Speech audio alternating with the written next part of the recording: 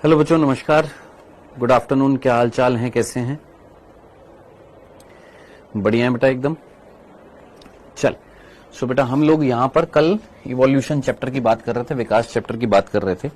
और इस टॉपिक में जो हम टॉपिक पढ़ रहे थे वो पढ़ रहे थे प्राकृतिक वर्ण, नेचुरल सिलेक्शन। नेचुरल सिलेक्शन का एक एग्जाम्पल हम पढ़ रहे थे और वो एग्जाम्पल जो था वो था औद्योगिक उत्कर्षणता, इंडस्ट्रियल मेलनिज्म। ये हम पढ़ रहे थे। हमने बात करी थी कि ये औद्योगिक उत्कर्षणता जो थी ये किसमें देखी गई थी? शलभ में देखी गई थी। एक प्रकार का कीट है। कहां पर देखी गई थी? इंग्लैंड में देखी गई थी। ठीक है, क्या देखा गया था कि 1850 से पहले यानी औद्योगिकीकरण से पहले जो सफेद रंग के यानी श्वेत रंग के जो शलभ हुआ करते थे उनकी संख्या ज्यादा थी। किससे? गहरे रंग वालों से।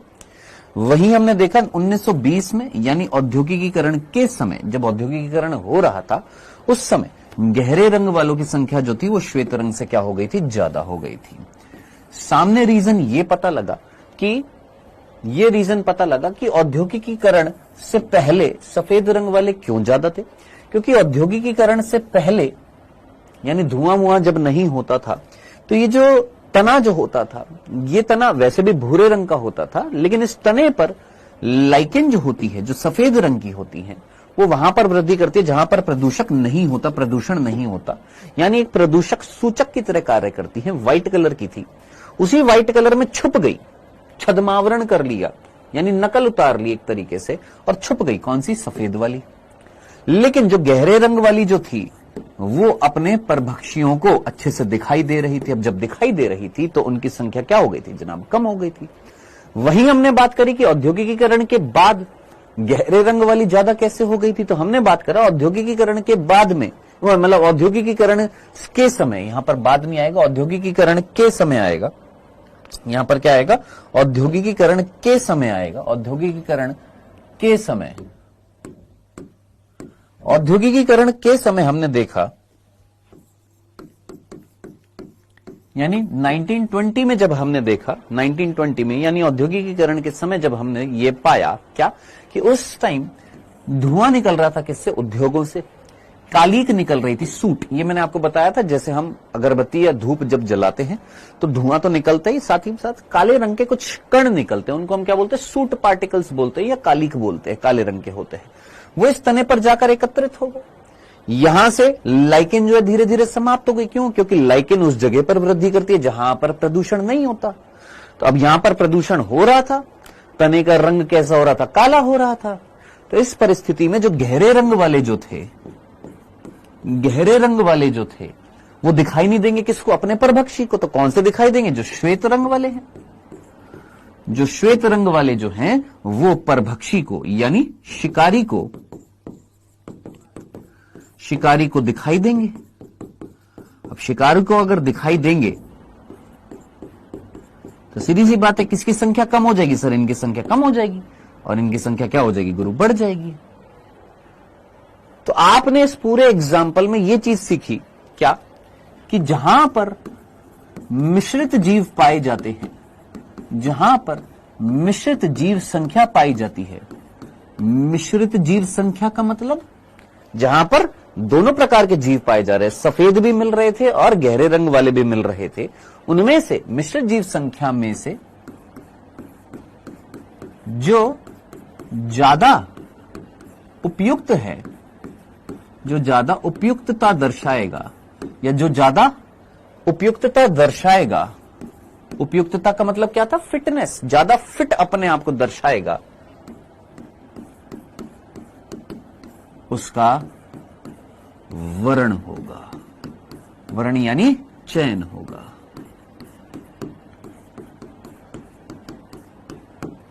क्या इतने से एग्जाम्पल से ये चीज समझ में आ रही है कि भैया इस कंडीशंस में जो अपने आप को ढाल रहा था, जो अनुकूलित हो रहा था, जो उसके उस पर्यावरणीय कंडीशन में अपने आप को डाल रहा था, कैसा? अब ये गहरे रंग के थे, ये अपने आप को डाल लिए किसमें? इस कंडीशन में। तो गहरे रंग वाले जो है अपने शिकारी को दिखाई नहीं दिए। अच्छा, शिकारी को हम यहां पर आखेट भी बोला जाता है। आपकी हिंदी की एनसीईआरटी में एक वर्ड लिखा हुआ आखेट। आखेट का मतलब होता है कीट। आखेट यानी आखेट का मतलब होता है क्या? शिकार करना। तो जो शिकार करने वाले जो जीव जो थे, कीटों का शिकार करने वाले जो जीव जो थे, वो श्वेत रंग वाले को खाते जाएंगे और गहरे रंग वाले जो हैं उनकी संख्या क्या होती जाएगी, बढ़ती जाएगी। ठीक है, तो वो जीव जो वातावरण में उपयुक्त होएगा वही जीवित रहेगा, जो उपयुक्त नहीं होएगा वो धीरे धीरे कम होता जाएगा। अच्छा, एक और चीज यहां पर, क्या यहां पर पूर्ण विनाश हुआ? क्या शलभों का पूर्ण विनाश होते हुए तुमने देखा? जरा इमेजिन करो, जब यहां पर औद्योगिकीकरण से पहले की अगर मैं बात करूं तो यहां पर श्वेत शलभ जो थे उनकी संख्या ज्यादा थी, जबकि जो गहरे रंग वाले थे, गहरे रंग वाले जो थे उनकी संख्या कम थी। क्या गहरे रंग वाले बिल्कुल खत्म हो गए थे, विनाश हो गया था उनका? नहीं, नहीं हुआ ना, तभी तो आगे चलकर वो गहरे रंग वाले बढ़ गए ना। क्या सफेद रंग वाले बिल्कुल विनाश हो गए हैं, बिल्कुल खत्म हो गए, विलुप्त हो गए? नहीं। तो याद रखना यहां पर इस एग्जाम्पल में, इस उदाहरण में शलभों का पूर्ण विनाश नहीं हुआ था। इस उदाहरण में, इस एग्जाम्पल में जीवों का पूर्ण विनाश नहीं हुआ था। इतनी सी बात देखने समझने के बाद अब आप मुझे बताइए आपको कौन सी बात समझ में नहीं आई है, फिर मैं यहां पर कमेंट देखूंगा। बताइए बेटा।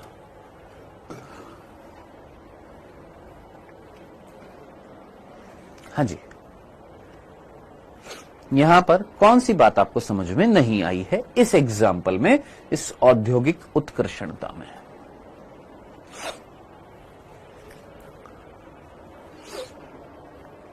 क्वेश्चन कहां से पूछा जाएगा? प्राकृतिक वर्ण के एग्जाम्पल से पूछा जाएगा।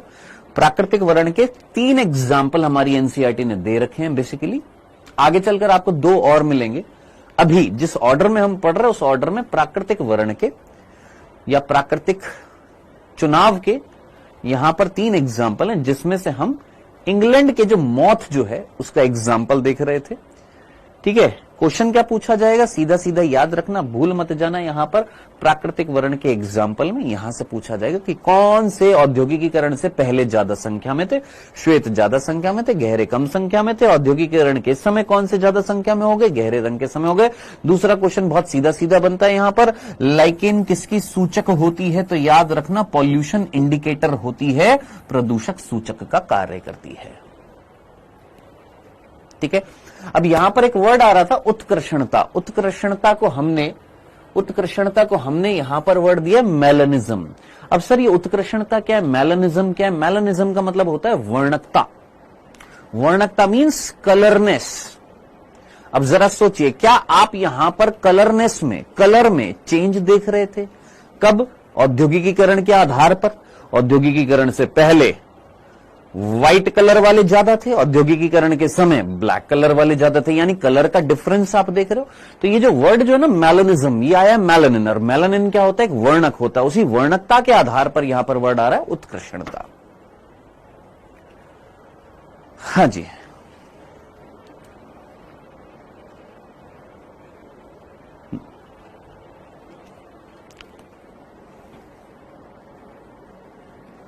सर यहां पर मिश्रित जीव क्या है बेटा? मिश्रित जीव का मतलब है यहां पर अगर आप देखोगे यहां पर दोनों प्रकार के जीव थे। मिश्रित जीव मतलब मिक्स्ड टाइप के ना, व्हाइट कलर वाले भी हैं और डार्क कलर वाले भी हैं, यानी मिक्स्ड टाइप से मिल रहे थे।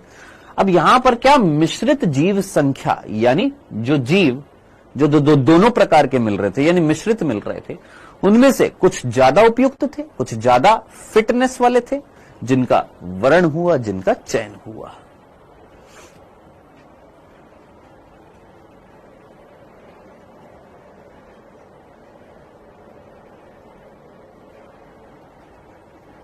हाँ जी, हो गया डन। हाँ जी, मेलानिन हमारी स्किन में भी मिलता है। चल, ये था पहला एग्जाम्पल किसका? औद्योगिक उत्कर्षणता का। यहां आई होप आपको ये चीज समझ में आ गई होगी। दूसरा एग्जाम्पल देखते हैं यहां पर, सेकंड एग्जाम्पल। दूसरा एग्जाम्पल देखते हैं। एक सेकंड रुकना, मेरे को ठंड लग रही है बहुत ज्यादा। आज चला दिया इन्होंने एसी फुल पर। एक सेकंड रुक जाना बेटा।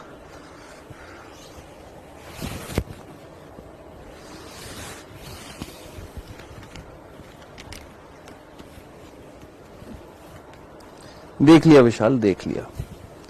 सर हमको ये कंफ्यूज्ड कर रहा है, कुछ खगोल वैज्ञानिक और पेंसपर्मिया के विचार अभी भी समर्थन करते हैं। किस चीज का समर्थन करते हैं? हाँ जी सर, एसी ऑफ कर दो बेटा। एसी सेंट्रलाइज्ड है, मतलब सेंट्रलाइज्ड मतलब एक कमरे के अंदर एसी नहीं है, एक जगह से एसी चलता है और सभी कमरों में जाती है हवा ठंडी।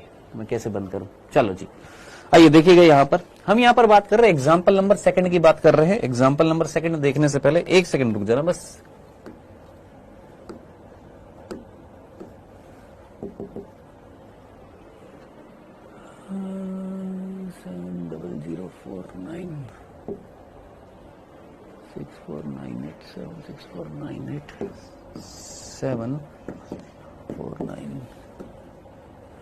हाँ जी,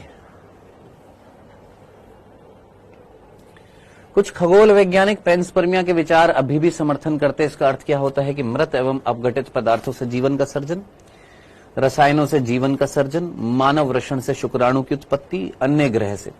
भाई मेरे कौन था जिसने ये प्रश्न पूछा यार? इस चैप्टर में तुमको पढ़ाया नहीं था। आपको पेंसपर्मिया आपको क्या बताया था? बीजाणु बताया था। और क्या बताया था कि वो बीजाणु जो है वो पृथ्वी पर अलग अलग ग्रहों से या अलग अलग ग्रहों पर वो बीजाणु जो है वो ट्रांसफर हो रहा है। बताया तो था। इसका आंसर डी है, मतलब इसका कंसेप्ट बनाया तो है इस चैप्टर में। हाँ जी,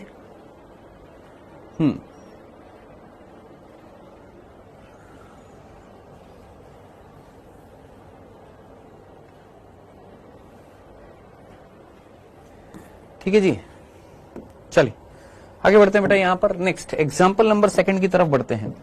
मैंने बोला आप ये वर्ड जानते हैं, शाकनाशी, जिसको हम क्या बोलते हैं? वीडीसाइड कहते हैं। और कीटनाशी,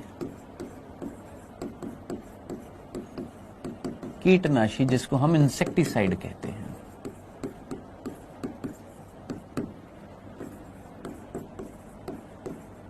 इनका हम उपयोग करते हैं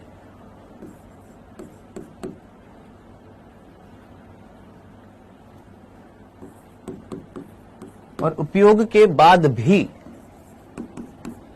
जो जीव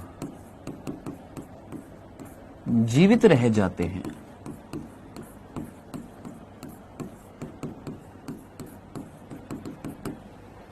क्या उनका प्राकृतिक वर्ण होता है? नहीं, बस बंद। बस अब पढ़ाई करिए बेटा। नोबिता स्कैन करिए और वहां से देखिए। हाँ जी, वो जीव जो जीवित रह गए, मान लो फसल है, उस फसलों में हमने कीटनाशी का उपयोग किया, हमने शाकनाशी का उपयोग किया, और उपयोग करने के बाद भी कुछ जीव है, ज्यादातर मर गए कीट, ज्यादातर शाक जो है मर गई है, फिर भी जो जीवित रह गए हैं, क्या उनका चयन हो रहा है? जो जीव जीवित रह जाते हैं उनका क्या हो रहा है? उनका प्राकृतिक चयन हो रहा है।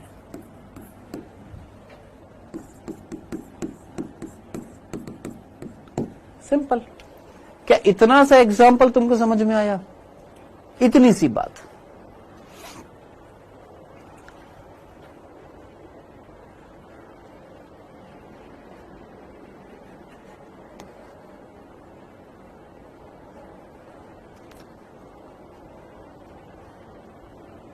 यकृत कोशिका से नहीं निकलता है। माधुरी सिंह, क्लास लेक्चर लिया करो। आरबीसी से निकलता है हीमोजोइन। क्या पढ़ रहे हो तुम? है ये लेवल है तुम्हारा? यकृत कोशिका से निकला था हीमोजोइन। हाँ जी, जल्दी से मुझे बताइएगा।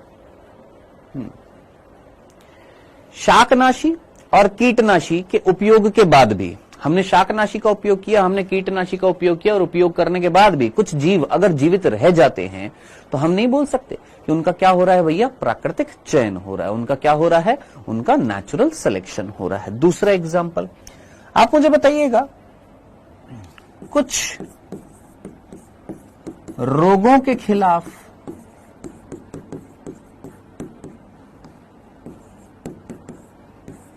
प्रति जैविकों का उपयोग किया जाता है, यानी एंटीबायोटिक्स का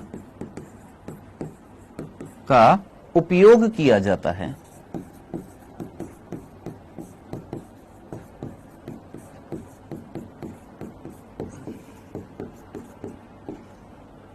क्या बोला हमने? कुछ रोगों के खिलाफ प्रतिजैविकों का उपयोग किया जाता है, फिर भी कुछ रोगों के रोगाणु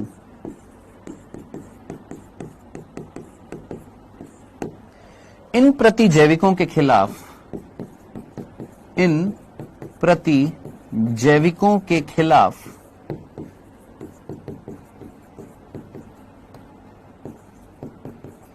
प्रतिरोधकता दिखाते हैं,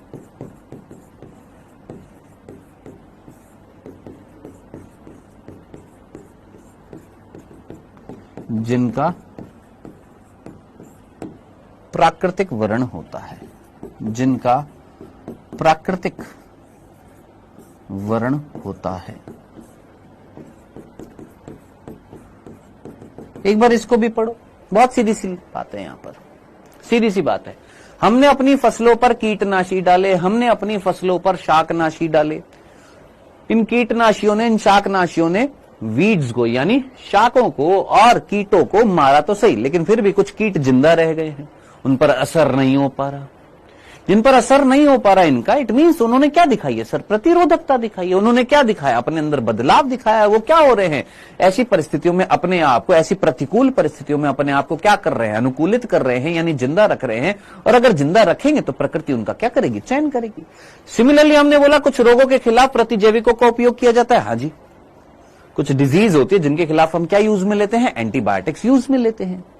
अब हमने बोला कि कुछ रोग ऐसे भी होते हैं जिनमें रोगों के रोगाणु जो होते हैं उन पर प्रतिजैविकों का असर नहीं होता। अब अगर उन पर असर नहीं हो रहा है तो ऐसे रोगाणुओं ने भी क्या दिखाई है सर? प्रतिरोधकता दिखाई है, यानी उनका भी क्या हो रहा है सर? प्राकृतिक चयन हो रहा है। तो जरा सोचिए, ये दोनों एग्जाम्पल सेम है, तो डिफरेंस क्या है? डिफरेंस बस इतना सा है कि यहां पर आप शाकनाशी और कीटनाशी खुद नहीं लेते, इनका उपयोग एनिमल्स पर नहीं होता है, इनका उपयोग हम प्लांट्स में करते हैं। और एंटीबायोटिक्स जो होती है, ये जो प्रतिजैविक जो होती है, इनका उपयोग ज्यादातर हम किस केसेस में करते हैं? प्राणियों पर करते हैं। तो ये डिफरेंस है, ठीक है। दोनों में कंडीशन सेम थी, यहां पर भी नेचुरल सिलेक्शन है, यहां पर भी नेचुरल सिलेक्शन है, प्राकृतिक वर्ण यहां पर भी है, प्राकृतिक वर्ण यहां पर भी है। एग्जाम्पल दोनों एक ही है, मतलब एग्जाम्पल में हम प्राकृतिक वर्ण की ही बात कर रहे हैं। किसकी बात कर रहे हैं? प्राकृतिक वर्ण की ही बात कर रहे हैं। जैसे हमने यहां पर इस एग्जाम्पल में प्राकृतिक वर्ण की बात करी है, ऐसे यहां पर भी इन दोनों एग्जाम्पल्स में प्राकृतिक वर्ण की बात कर रहे हैं। लेकिन जरा दिमाग लगाइए, जरा सोचिएगा, क्या ये प्राकृतिक वर्ण जो थे, ये प्राकृतिक वर्ण के ये जो एग्जाम्पल जो थे, इन एग्जाम्पल्स में क्वेश्चन पूछा जाएगा, ये जो एग्जाम्पल आपने सेकंड और थर्ड और इनफैक्ट फर्स्ट भी जो देखा है, क्या इन एग्जाम्पल्स में जो वर्ण किया जा रहा है वो प्रकृति द्वारा किया जा रहा है, लेकिन इसके लिए रिस्पॉन्सिबल कौन था? ह्यूमंस थे या नहीं थे? ये जरा सोचो। अगर हम औद्योगिकीकरण नहीं करते तो गहरे रंग वालों का प्राकृतिक वर्ण होता। अगर हम इनका उपयोग नहीं करते, अगर हम कीटनाशियों का, शाकनाशियों का उपयोग नहीं करते, तो क्या ऐसे कीट, ऐसे शाक कीटनाशी या शाकनाशी के खिलाफ प्रतिरोधकता दिखा पाते?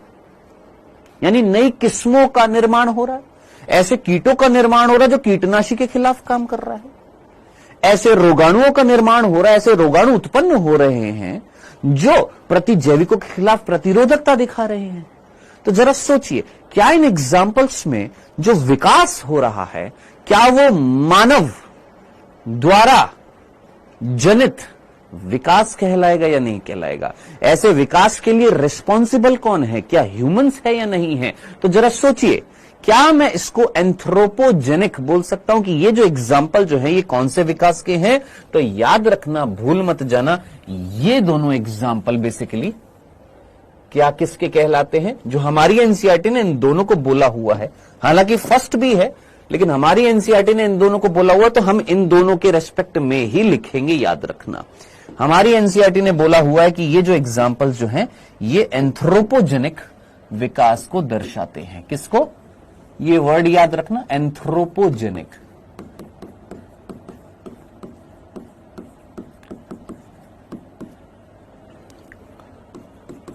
एंथ्रोपोजेनिक इवोल्यूशन को दर्शाते हैं। हिंदी में बोलेंगे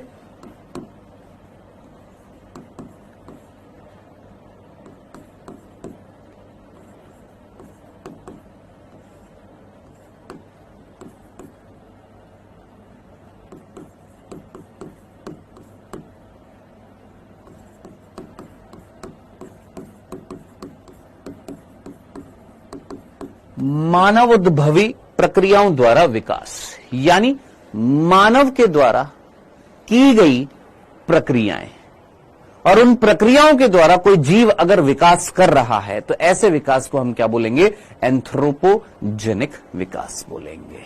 ठीक है सर, शाकनाशी क्या होते हैं? बेटा शाकनाशी जो होते हैं, जिसको हमने इंग्लिश में क्या बोला है? वीडीसाइड। शाकनाशी क्या होते हैं?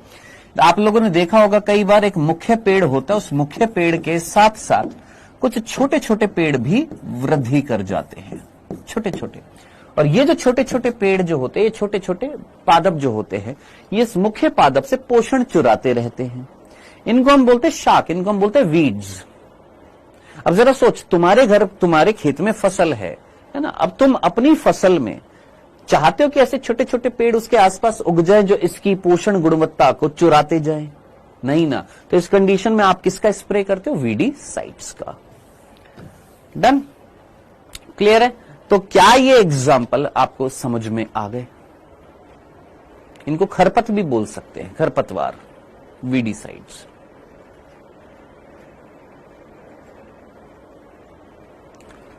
हाँ जी, यहां तक की बात। सर क्या ये परजीवी का एग्जाम्पल है? यस, एक तरीके के परजीवी होते हैं। इन सभी को हम एक श्रेणी के अंदर रखते हैं जिसको हम पेस्ट बोलते हैं। और अगर आपको ये वर्ड याद आ रहा हो, पेस्ट, पीड़ाहारी, जिसके कारण कुल मिलाकर पीड़ा उत्पन्न हो, उसको हम क्या बोलते हैं? पीड़ाहारी बोलते हैं। ठीक, क्लियर है? डन यहां तक की बात।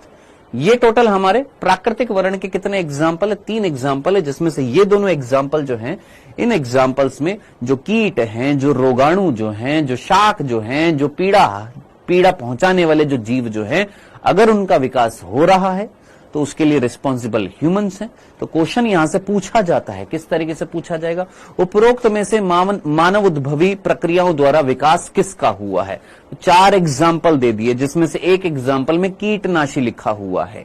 तो कीटनाशी या कीट लिख दिया है तो सीधा सीधा आपने याद रखना है। ठीक है, इस तरीके से डायरेक्टली एग्जाम्पल आएंगे। ठीक है जी, चलिए जी, यहां तक की बात अगर आपको समझ में आ गई तो हमने हेडिंग क्या डाली थी बेटा? हम लोगों ने हेडिंग डाली थी कल प्राकृतिक वर्ण। प्राकृतिक वर्ण जिसके बारे में किसने बताया था? डार्विन ने बताया था। प्राकृतिक वर्ण के हमने यहां पर 3 एग्जाम्पल देखे हैं। एक इंडस्ट्रियल मेलानिज्म, औद्योगिकीकरण से पहले, औद्योगिकीकरण के समय। एक हमने यहां पर सिंपल से एग्जाम्पल यहां पर शाकनाशी, कीटनाशी और प्रतिजैविकों के बारे में बता रखा है। नेक्स्ट, अब हम यहां पर एक छोटे छोटे बिंदुओं की बात कर लेते हैं जहां से क्वेश्चन बन सकते हैं, जो हमारी एनसीईआरटी कवर करे। क्वेश्चन ये है, क्या विकास जो होता है क्या वो एक प्रत्यक्ष प्रक्रिया है? डायरेक्शनल प्रोसेस है? विकास प्रत्यक्ष प्रक्रिया होती है?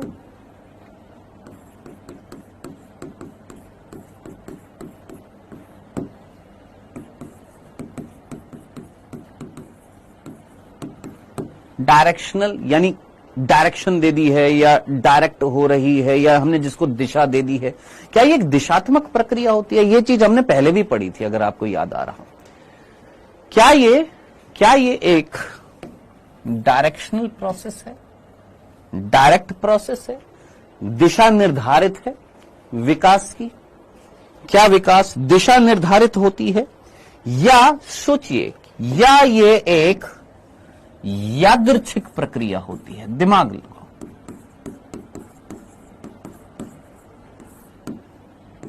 सोचो आराम से, रैंडम।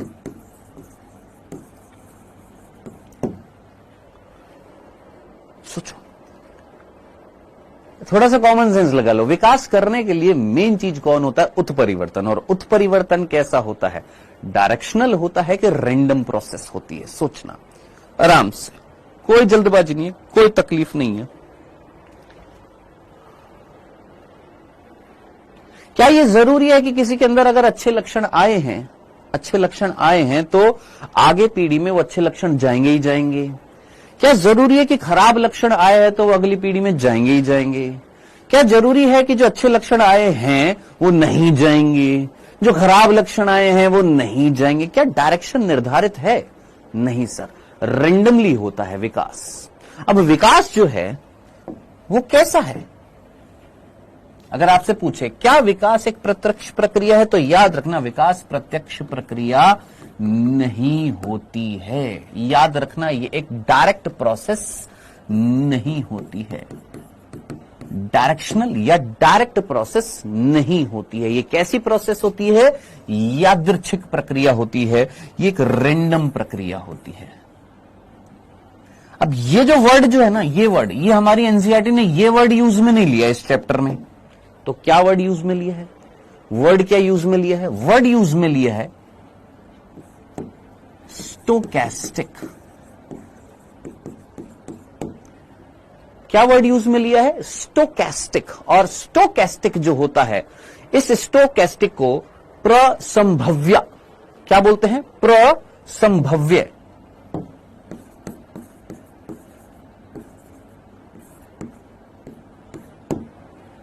क्या?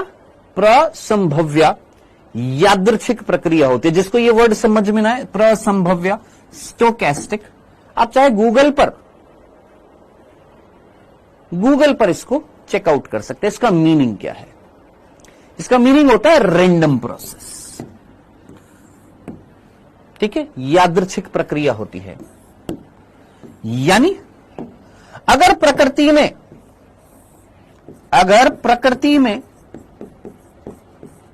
में यानी हमारे एनवायरमेंट में अगर अनुकूल संभावनाएं होंगी, अगर अनुकूल अवसर होंगे, अगर अनुकूल, ध्यान से सुनना, अगर हमारी प्रकृति में अनुकूल संभावनाएं होंगी, अनुकूल अवसर होंगे, अनुकूल संयोग होंगे। क्या क्या वर्ड बोले मैं? संयोग, संभावना, अवसर।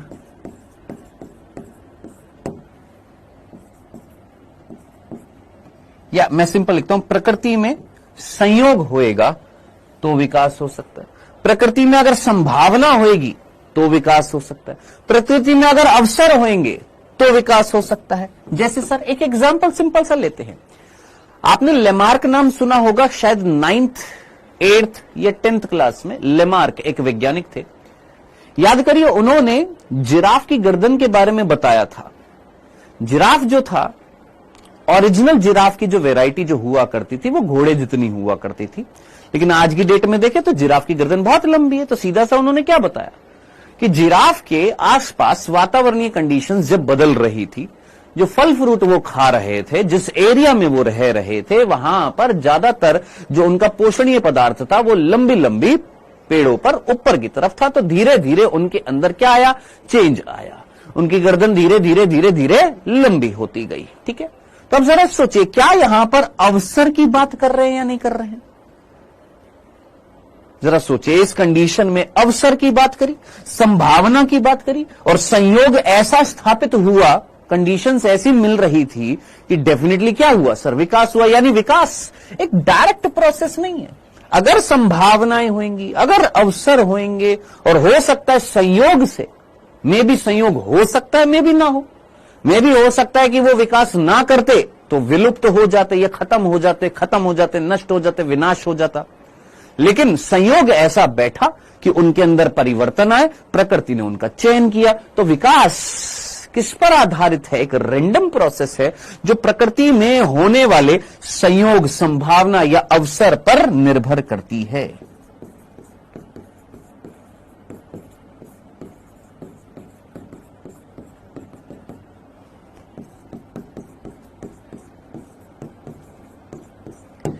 क्या इतनी सी बात आपको समझ में आई? यहां तक की बात आपको समझ में आई? दूसरा। और विकास किस पर आधारित है? ये 3 कंडीशन याद रखनी है। विकास एक कैसी प्रक्रिया है? स्टोकैस्टिक प्रक्रिया है। स्टोकैस्टिक प्रक्रिया मींस जो प्रकृति में होने वाले रेंडमली अगर संयोग मिल गया तो हो गया, संभावनाएं रेंडमली आ गई तो हो गया, रेंडमली अचानक से अवसर मिल गए तो हो गया, या क्या हो गया जनाब? उत्परिवर्तन से हो गया। म्यूटेशन से भी क्या हो सकता है? विकास हो सकता है। तो ये क्वेश्चन यहां पर बनता है, याद रखना। क्वेश्चन डायरेक्टली बन जाएगा, क्या विकास एक प्रत्यक्ष प्रक्रिया है? नहीं जनाब। विकास कैसी प्रक्रिया है? प्रसंभव्य प्रक्रिया है, स्टोकैस्टिक प्रोसेस है, यानी यादृच्छिक प्रक्रिया है। रेंडमली अगर प्रकृति में क्या हो गया सर? संयोग बैठ गया तो विकास हो गया, रेंडमली संभावनाएं उत्पन्न हो गई, विकास हो गया, रेंडमली अवसर मिल गए, विकास हो गया, या रेंडमली उत्परिवर्तन हो गया, विकास हो गया। बताइए जनाब, यहां तक की बात सुनने समझने के बाद क्या आपको ये सारी चीज क्लियर हो गई है? यहां तक की बात समझ में आ गई है? क्या यहां तक की बात क्लियर है? यहां तक की बात डंडना डंडन क्लियर है? अब जरा एक बार अपनी एनसीईआरटी उठाइए, और एनसीईआरटी उठाने के बाद ये एक बिंदु और लिख देता हूं, फिर उसके बाद एनसीईआरटी उठाएंगे।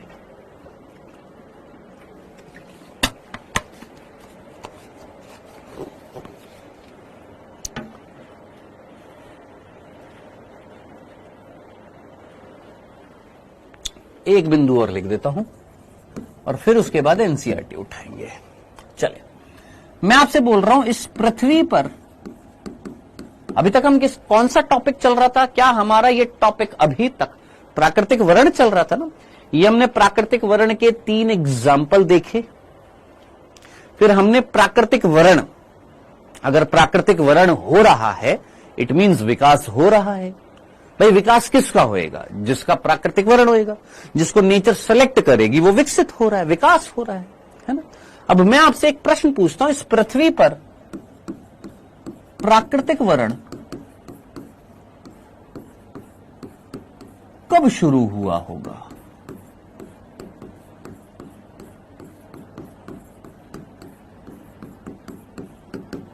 बस एक बिंदु और फिर उसके बाद एनसीईआरटी देखते हैं हम जरा। इस पृथ्वी पर प्राकृतिक वर्ण कब हुआ होगा? इस पृथ्वी पर प्राकृतिक वर्ण जो है, नेचुरल सिलेक्शन जो है, कब स्टार्ट हुआ होगा? जब मनुष्य बन गए तब हुआ? जब डॉगी बन गए तब हुआ? या इस पृथ्वी पर प्रथम कोशिकीय रूप जब तैयार हुआ होगा तभी से प्राकृतिक वर्ण स्टार्ट हुआ होगा, या बाद में हुआ होगा? दिमाग लगाओ, सोचो। एक सिंपल सा प्रश्न पूछता हूं, जब रासायनिक विकास हो रहा होगा तब हुआ, या जब जैविक विकास हो रहा होगा तब होगा? थोड़ा सा कॉमन सेंस लगाना। दोनों वर्ड में क्या है? एक है केमिकल इवोल्यूशन और एक है बायोलॉजिकल इवोल्यूशन। थोड़ा सा सोचना, प्राकृतिक वर्ण कब शुरू हुआ होगा? सर मनुष्य बनने के बाद शुरू हुआ होगा, क्योंकि ये अनुकूलित होते हैं। बहुत बढ़िया। मनुष्य से पहले कुत्ते आ गए थे, उनका नहीं हुआ होगा? जरा सोचो, डॉग्स जो हैं वो हमसे पहले आ गए थे, उनका नहीं हुआ होगा? चलो, हम एक सिंपल सी चीज पूछ रहे हैं। मैंने कहा भाई 2 प्रकार का विकास है, एक है रासायनिक विकास और एक है जैविक विकास। रासायनिक विकास का मतलब क्या था? अगर आपको याद आ रहा हो, ओपेरिन और हेल्डेन ने कुछ बताया था क्या, कि भैया आप ना अकार्बनिक पदार्थ जो है वो अकार्बनिक पदार्थों से आप क्या बनाते हो? जब कार्बनिक पदार्थ बनाते हो, क्या बनाते हो? जटिल कार्बनिक पदार्थ जब आप बनाते हो तो उसको हमने बोला था रासायनिक विकास। जैसे आपने कार्बन ली, हाइड्रोजन ली, ऑक्सीजन ली, नाइट्रोजन ली, है? ये क्या है सर? ये तत्व है। एलिमेंट्स हैं, अकार्बनिक पदार्थ है। आप इन्हीं को यूटिलाइज करके मॉलिक्यूल बनाए, मॉलिक्यूल से फिर कंपाउंड बनाए, यौगिक बनाए, सरल यौगिक बनाए, सरल कार्बनिक यौगिक बनाए, फिर आपने जटिल कार्बनिक यौगिक बनाए। तो ये कौन सा विकास है सर? ये रासायनिक विकास है, केमिकल इवोल्यूशन है। क्या इस केमिकल इवोल्यूशन में कोई प्राकृतिक चयन हो रहा था? क्या प्रकृति चयन कर रही थी यहां पर?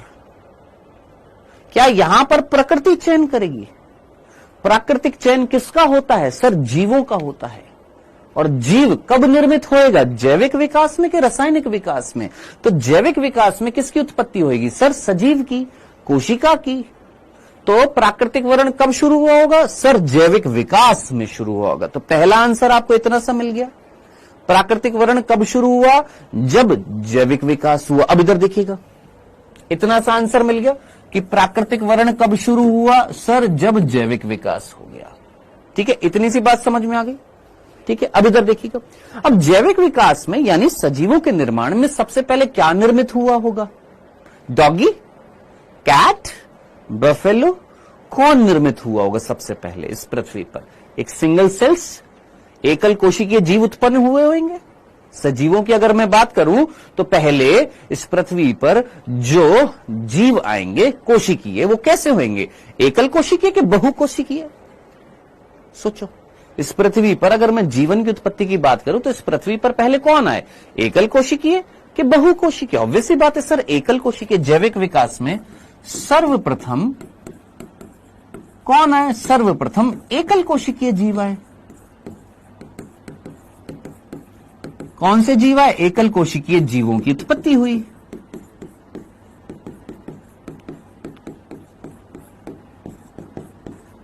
ठीक है, डन। अब मैंने आपसे बोला कि मेरे भाई ये देखो, ये एक एकल कोशिकीय जीव है ए, एक एकल कोशिकीय जीव है बी, एक एकल कोशिकीय जीव है सी। मान लो ये 3 प्रकार के एकल कोशिकीय जीव है। ठीक है, मान लो एक है बैक्टीरिया है, एक साइनोबैक्टीरिया है, एक माइकोप्लाज्मा है। चलो हम नाम नहीं देते हैं अभी, हम जस्ट ये बोलते हैं कि एक ए है, एक बी है और एक सी है। कैसे हैं ये तीनों के तीनों एकल कोशिकीय है। ठीक है, अब आप मुझे बताइएगा, ए जो है वो बी से अलग है, बी जो है सी से अलग है। किस आधार पर? सोचो, अपनी रिएक्शंस के बेसिस पे, अपनी अभिक्रियाओं के आधार पर। जो इसके अंदर अभिक्रियाएं हो रही होंगी वो इससे डिफरेंट होंगी, जिसमें अभिक्रियाएं होंगी वो इसमें डिफरेंट होंगी, जिसमें अभिक्रियाएं हो रही है वो इससे डिफरेंट है। जैसे फॉर एन एग्जांपल याद करिए, आप मुझे बताइएगा, दिमाग लगाइएगा। अगर मैं सी माइकोप्लाज्मा को बोल रहा हूं तो क्या माइकोप्लाज्मा में कोशिका भित्ति होती है? नहीं सर, यानी कहीं ना कहीं चेंज है। बी जो है मैं नील हरित शैवाल को बोल रहा हूं, क्या नील हरित शैवाल में प्रकाश संश्लेषण होता है? हां सर। क्या बैक्टीरिया और माइकोप्लाज्मा में होता है? नहीं सर। तो थोड़ा कॉमन सेंस लगाइए क्या कि इनमें कहीं ना कहीं अभिक्रिया में चेंज है। क्या इनके अंदर जो रिएक्शंस हो रही है वो डिफरेंट है? हां सर, डिफरेंट है। तो जरा सोचिएगा, प्राकृतिक वर्ण कब शुरू हुआ सर? जैविक विकास के स्तर पर। किसमें शुरू हुआ?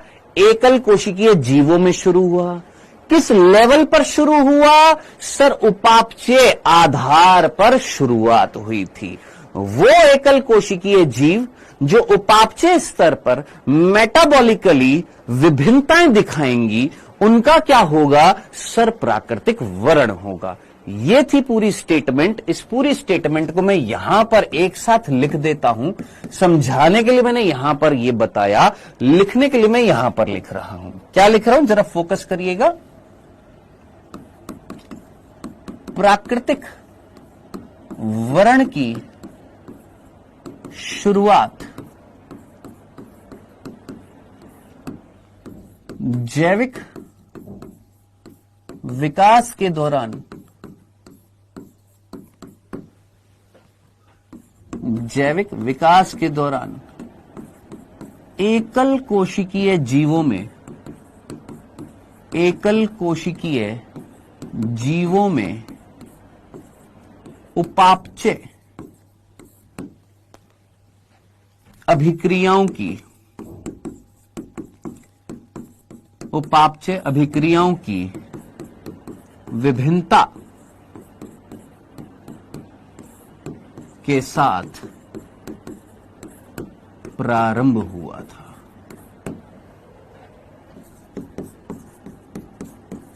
थोड़ा सा ब्रॉड लेवल पर एनसीईआरटी की लाइनों को समझना पड़ेगा। ये एनसीईआरटी की लाइन लिखी हुई है, अब एनसीईआरटी की लाइन समझ में नहीं आती है। अब थोड़ा सा लॉजिकली जरा सोचिए, इस एग्जांपल से ये चीज समझ में आई। पहले तो मैंने आपको ये बताया कि भैया ये प्राकृतिक वर्ण जो है ये शुरुआत कब होएगा, क्या रासायनिक विकास के दौरान होएगा कि जैविक विकास। भाई प्रकृति किसका वर्ण कर रही है, केमिकल्स का कर रही है या जीवों का कर रही है? सर जीवों का। यानी प्राकृतिक वर्ण कब शुरू हुआ? सर जैविक विकास के दौरान। यही हमने लिखा कि प्राकृतिक वर्ण जो है इसकी शुरुआत कब हुई? जैविक विकास के दौरान हुई। अब जैविक विकास के दौरान कब हुई? अब जैविक विकास में सबसे पहले कब स्टार्ट होएगी? जब सबसे पहले जीव आए होंगे। सबसे पहले जीव कौन से आए? सर एकल कोशिकीय। अब उन एकल कोशिकीय जीवों में प्राकृतिक वर्ण किनका हुआ होगा, किस आधार पर हुआ होगा? भाई उनमें डिफरेंट डिफरेंट केमिकल रिएक्शन, अलग अलग क्या मिल रही हैं? उपापचय अभिक्रियाएं मिल रही हैं। उपापचय अभिक्रियाओं की क्या मिल रही है? विभिन्नता मिल रही है। तो उपापचय अभिक्रियाओं की विभिन्नता के आधार पर जो ज्यादा सूटेबल होएगा उसका चयन हुआ, जो कम सूटेबल होएगा, जो कम फिट होएगा उसका चयन नहीं हुआ। खत्म। इतनी सी लाइन यहां पर बोली है। ये हमारा पूरा का पूरा समाप्त होता है। एक तरीके से बोलूंगा क्या? प्राकृतिक वर्ण। बताइए मेरे भाई, क्या ये प्राकृतिक वर्ण के बारे में जो यहां पर सारी चीजें हम लोगों ने बात करी है, क्या ये सारी चीजें आपको समझ में आ गई हैं? क्या ये सारे बिंदु आपको क्लियर हैं यहां तक के? एक बार अब एनसीईआरटी खोलकर देख लें। यहां तक आइएगा, अपनी एनसीईआरटी ओपन करिए और मैं आपको बता देता हूं एनसीईआरटी में हम कितने पेजेस कवर कर चुके हैं। ये आपकी एनसीईआरटी है। इस एनसीईआरटी में हम ये पहला पेज कवर कर चुके हैं, जिसमें मैंने आपको ये चीज नहीं पढ़ाई है क्योंकि ये बेसिक सी चीज है। आपसे पूछा गया है तारे जो होते हैं उनकी अगर गणना करनी हो कि कितनी दूर है तो हम किस में गणना करते हैं, कैसे पता करते हैं? तो भैया किस में पता करते हैं? लाइट ईयर में पता करते हैं, प्रकाश वर्षों में पता करते हैं। उस आधार पर हम ये बताते हैं कि पृथ्वी जो है वो पूरे इस ब्रह्मांड में एक छोटे से कण के बराबर है। ठीक है, यहां से यहां तक की बातें लिखी हुई थी।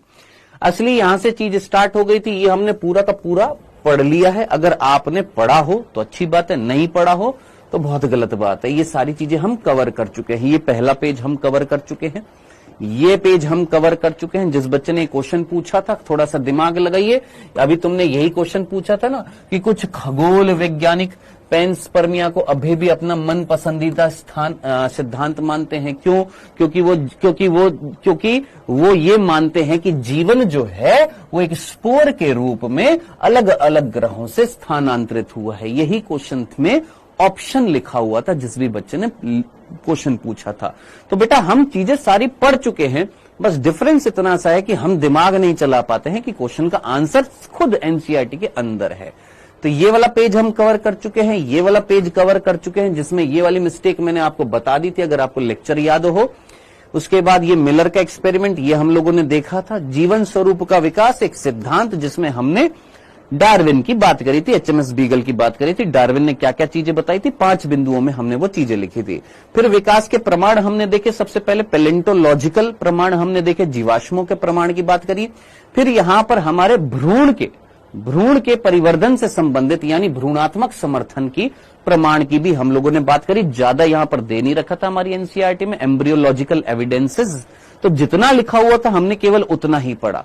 फिर उसके बाद सबसे इंपॉर्टेंट जो एविडेंसेस हैं जहां से प्रश्न पूछे जाते हैं हर साल, वो था शारीरिकी और आकारिकी का प्रमाण। शारीरिकी और आकारिकी में समजात और तुल्य रूपता इसकी बात करी। इसके एग्जाम्पल देखें। समजात जो होते हैं वो अपसारी विकास दिखाते हैं और अनुकूली विकिरण दिखाते हैं। फिर हमने अनुकूली विकिरण जो था उसकी बात करी। अनुकूली विकिरण जो था उसके लिए अलग से यहां पर टॉपिक था, ये हम लोगों ने पूरा कंप्लीट कर दिया था।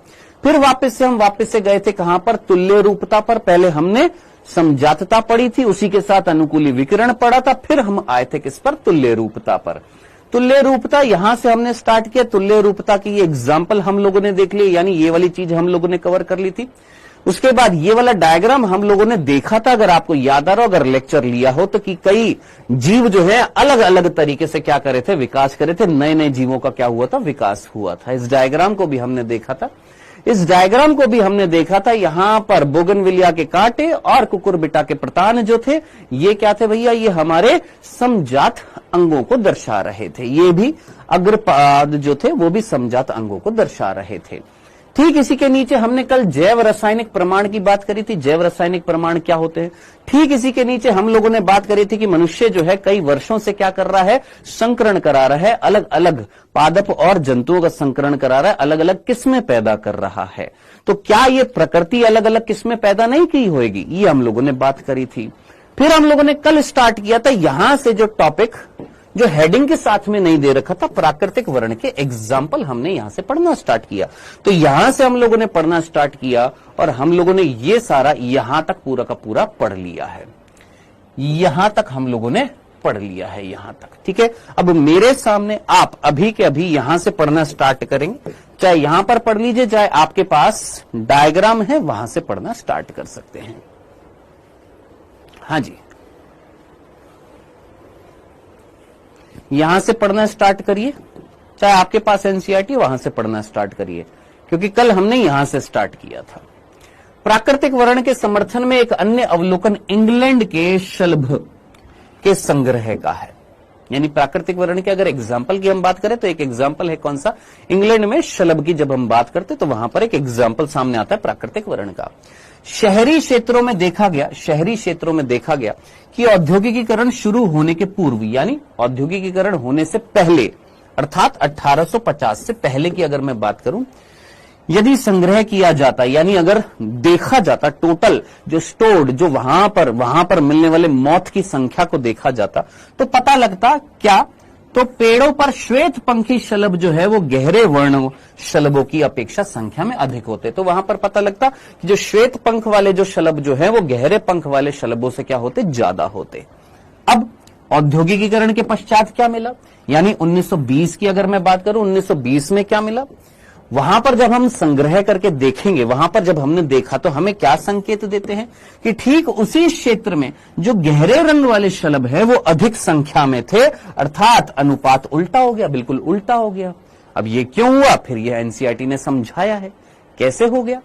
इस प्रेक्षण का, यानी ये जो एक्सपेरिमेंट हमने किया है, या हमने निरीक्षण किया है, इससे हमें यह स्पष्टीकरण मिलता है कि इस आधार पर इस प्रकार दिया गया, यानी ये जो भी हमने चीज देखी इसका क्या रिजल्ट मिला, क्या आउटपुट मिला, क्या कि औद्योगिकीकरण के बाद, यानी इंडस्ट्रियलाइजेशन के बाद वाली अवधि में, औद्योगिकीकरण के बाद जब हम देख रहे हैं कि यानी औद्योगिकीकरण जब हो चुका है, उसके बाद हमने देखा क्या कि उद्योगों से जो धुआं निकला है और कालीख जो निकली, कालीख मैंने सूट आपको बताया था, ब्लैक कलर के पार्टिकल्स है, उनके कारण पेड़ों के तने जो हैं वो काले पड़ जाते हैं, एकत्रित हो जाएंगे वो काले काले कण, जिसकी वजह से तने कैसे हो जाएंगे, काले हो जाएंगे। इस कारण शलभों का आखेट करने वाले, यानी शलभों का आखेट का मतलब मैंने तुमको आज बताया, क्या आखेट का मतलब होता है शिकार करना। ठीक है, तो शलभों का शिकार करने वाले प्राणियों की निगाह से काले शलभ बच जाएंगे।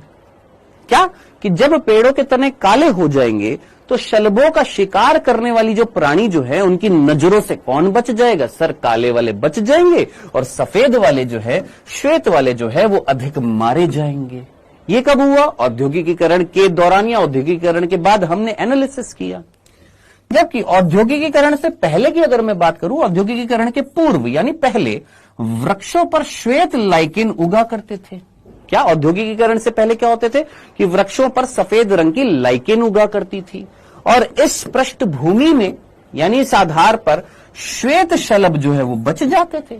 अब लाइकेन सफेद है, शलभ भी सफेद है, तो वो उनमें क्या हो गए, मिक्स्ड हो गए, एक तरीके से अपने आप को छुपा लिया, कैमोफ्लेज कर लिया, छद्मावरण कर लिया, मिमिक्री कर ली, नकल उतार ली एक तरीके से, और काले शलभ जो है वो शिकारियों की नजरों में पकड़ में आ जाते थे। क्या आप जानते हैं कि लाइकेन औद्योगिक प्रदूषण के सूचक है? बोलो हां, हम जानते हैं कि लाइकेन जो है वो प्रदूषण के क्या होते, सूचक होते हैं। ये प्रदूषित स्थानों में नहीं उगते हैं, सीधी सी बात है, इसलिए शलभ इनके छद्मावरण में सुरक्षित रह पाते हैं। छद्मावरण क्या होता है, कैमोफ्लेज होता है। कैमोफ्लेज ये वर्ड कहां से आया है, आपको ये चीज पहले भी बताई थी, सैनिक जो होते हैं, स्नाइपर्स जो होते हैं, जहां पर होते हैं वो क्या कर लेते हैं, जैसे सियाचिन की जो बर्फ की जो पहाड़ियां हैं, वहां पर जो स्नाइपर जो होते हैं अपने देश की सुरक्षा के लिए वो सफेद रंग के कपड़े पहन लेते हैं, क्योंकि बर्फ कैसी है, सफेद है, तो सफेद रंग में वो छुप जाते हैं। तो छद्मावरण मीन्स एक तरीके से किसी और की सहायता लेकर छुप जाना। तो ये जो सफेद रंग के जो शलभ जो थे, ये सफेद रंग की लाइकेन के कारण उसमें क्या हो रहे थे, एक तरीके से अपने आप को छुपा रहे थे ताकि शिकारी की नजरों में ना आ सके। इस मान्यता को समर्थन इस तथ्य से मिलता है कि ग्रामीण इलाकों में जहां औद्योगिकीकरण नहीं हुआ है वहां अश्वेत शलभों की संख्या कम थी। सीधी सी बात है, जहां ग्रामीण इलाकों की अगर हम बात करें, जहां पर औद्योगिकीकरण नहीं हुआ है वहां पर किसकी संख्या कम मिलेगी, गहरे रंग वाले। अब जरा सोचिए, गहरे रंग वाले को मैं श्वेत बोलूं कि अश्वेत बोलूं, तो यहां पर एनसीईआरटी ने जस्ट घुमाने के लिए क्या बोल दिया, अश्वेत शलभ। अश्वेत शलभ का मतलब गहरे रंग वाले। तो गहरे रंग वाले जो हैं उनकी संख्या कम मिल रही है, कहां पर, ग्रामीण इलाकों में। क्यों?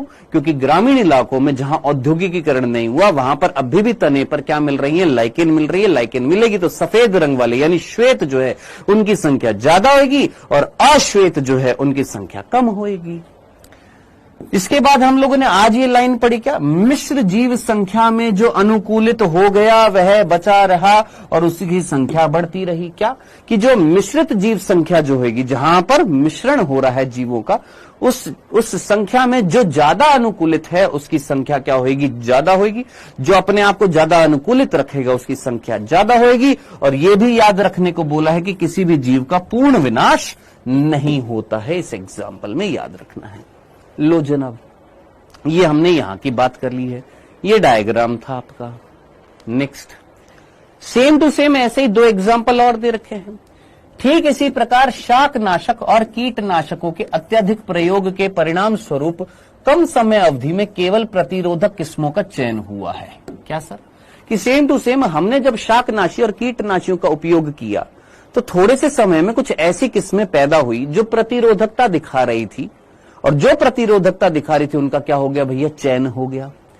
ठीक यही बात हमने किसमें देखी, सूक्ष्म जीवों में देखी, कि सूक्ष्म जीवों के प्रति भी सही साबित होता है। कौन से सूक्ष्म जीव, जिनके लिए हम प्रतिजैविक यानी एंटीबायोटिक्स या दवाइयों का उपयोग करते हैं। कौन, सुकेंद्र की जीव या कोशिकाओं के प्रति इस्तेमाल करते हैं, यानी सुकेंद्र की जीव जो होते हैं या कोशिकाएं जो होती हैं जिनको रोगाणु या सूक्ष्म जीव खराब कर रहे थे या संक्रामित कर रहे थे, उनके लिए हमने प्रतिजैविकों का उपयोग किया। और जब हमने प्रतिजैविकों का उपयोग किया तो सेम टू सेम कंडीशन हमें यहां पर भी मिली कि कुछ ऐसे सूक्ष्म जीव थे जो प्रतिजैविकों के खिलाफ क्या दिखा रहे थे, प्रतिरोधकता। उनका क्या हो गया भैया, चयन हो गया। तो सेम टू सेम कंडीशन हो गई है। बहुत जल्द ही, यदि शताब्दियां में नहीं तो महीनों और वर्षों तक समय अवधि में ही प्रतिरोधक जीव या कोशिकाएं प्रकट हो रही हैं। अब या तो कुछ ऐसे सूक्ष्म जीव है तो जो बहुत ही जल्दी उनकी किस्में पैदा हो रही हैं। जैसे अगर हम बात करें, कोरोना की बात करें तो फर्स्ट वेव आई थी, हां सर, फिर जल्दी से उसके बाद सेकंड वेव आ गई थी, हां सर, तो जल्दी उसमें परिवर्तन हुआ, कहीं ना कहीं वो प्रतिरोधकता दिखा रही थी, है ना। तो कुल मिलाकर या तो कुछ महीनों में या कुछ वर्षों में नई नई किस्में पैदा हो जाएंगी, प्रकट होंगी, जो क्या दिखाएंगी सर, प्रतिरोधकता दिखाएंगी। तो ये जो प्रतिरोधकता दिखाने वाले, इनका अगर चयन हो रहा है तो ये किसकी क्रियाविधि के कारण हो रहा है सर, मानव की गतिविधियों के कारण हो रहा है। तो ऐसे विकास को हम क्या बोलेंगे सर, एंथ्रोपोजेनिक विकास बोलेंगे। यह एक मानवोद्भवी क्रियाओं द्वारा विकास का उदाहरण है। याद रखना, ये जो उदाहरण जो है ये किसके हैं, एंथ्रोपोजेनिक विकास के, एंथ्रोपोजेनिक इवोल्यूशन के एग्जाम्पल, यानी मानव के कारण होने वाले विकास के एग्जाम्पल है। इसके साथ ही यह हम बताते हैं कि निश्चयवाद के अर्थ में विकास एक, मतलब ये हम एक तर्क देते हैं कि भैया विकास जो है एक प्रत्यक्ष प्रक्रिया नहीं है। विकास जो है वो एक डायरेक्ट प्रोसेस नहीं है कि डायरेक्टली विकास हो गया, नहीं, विकास एकदम से नहीं हो जाएगा, डायरेक्टली विकास नहीं होएगा। अगर अगर अगर अगर प्रकृति में संयोग होंगे, अगर प्रकृति में अवसर होंगे, अगर प्रकृति में उत्परिवर्तन होएगा तो ही क्या होएगा, विकास होएगा। और ऐसा विकास क्या कहलाएगा, प्रसंभाव्य प्रक्रम कहलाएगा, स्टोकेस्टिक प्रोसीजर कहलाएगा, यानी रेंडमली होएगा, डायरेक्टली नहीं होएगा। ठीक है जी। रैंडम मीन्स कुछ भी, कैसे भी, अचानक से।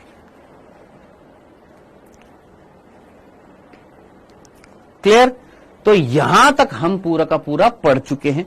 यहां तक मतलब मैं आपसे बोलूं, ये पेज अगर आपको एनसीईआरटी में ये डायग्राम दिखाई दे रहा है, तो इस डायग्राम तक हम पूरा का पूरा विकास चैप्टर पढ़ चुके हैं।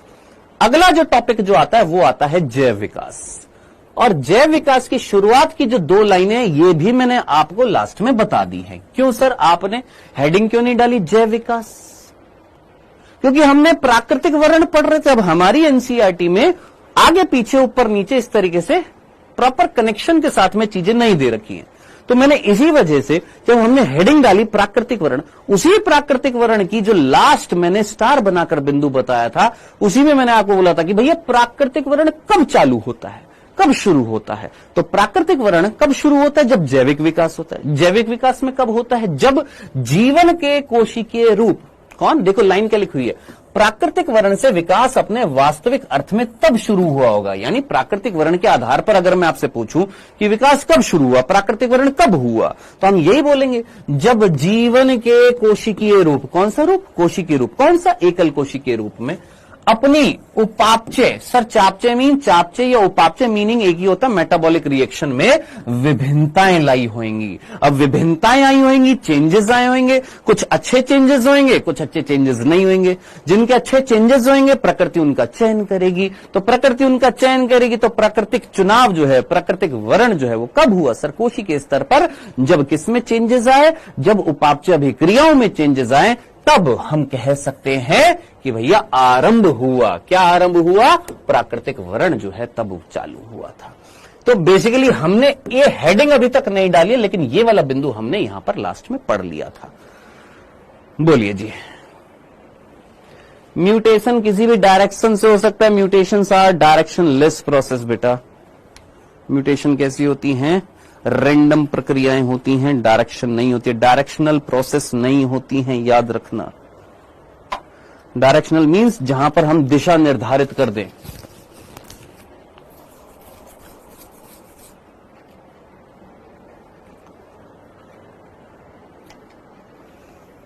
क्लियर? चलें आगे। अब बताइए एनसीईआरटी लाइन बाय लाइन कौन से थे कल?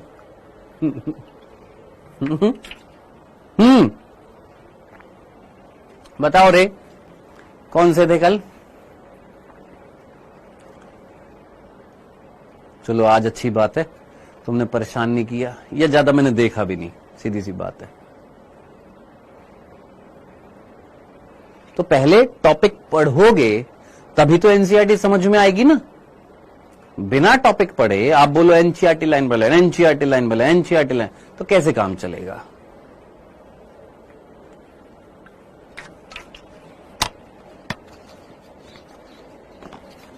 ठीक है, आई नो ये बीच बीच में इस तरीके की डोज देनी पड़ती है, सुधरते नहीं, मेरे को पता है। अभी देखना, आज ही देख लेना, या तो आज ही या कल, ये रोज इस तरीके की एक्टिविटीज मिलेंगी। देखो, और मैं फिर 3 दिन बाद डांटूंगा, फिर 2 दिन सही रहेंगे, फिर 3 दिन बाद डांटूंगा, फिर 2 दिन सही रहेंगे। तो ये तो बेटा प्रकृति का चुनाव है, ये तो प्राकृतिक वर्ण उसी का ही होएगा जो बदलाव लाएगा।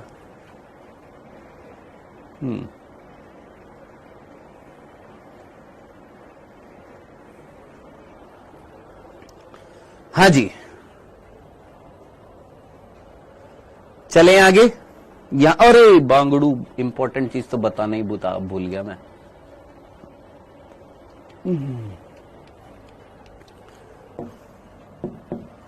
कल, सिर्फ कल के लिए, रोज नहीं, सिर्फ कल के लिए बायो की क्लास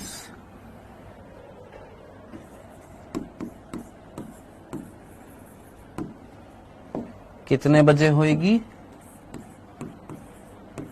12 से 2 PM तक होएगी। सिर्फ कल के लिए, परसों वही टाइम टेबल रहेगा। ठीक है, टेस्ट में क्या चैप्टर आएगा पहले भी बता चुका हूं, वापस से लिख देता हूं। टेस्ट में इस संडे को टेस्ट है। टेस्ट में एक ही चैप्टर आएगा, कौन सा? वंशागति का आणविक आधार।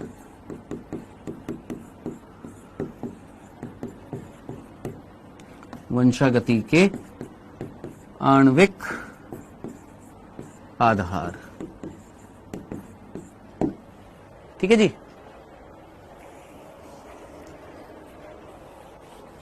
किसी को कोई तकलीफ? कुछ जरूरी काम है, इस वजह से कल की क्लास जो है 12 से 2 रखने वाला हूं।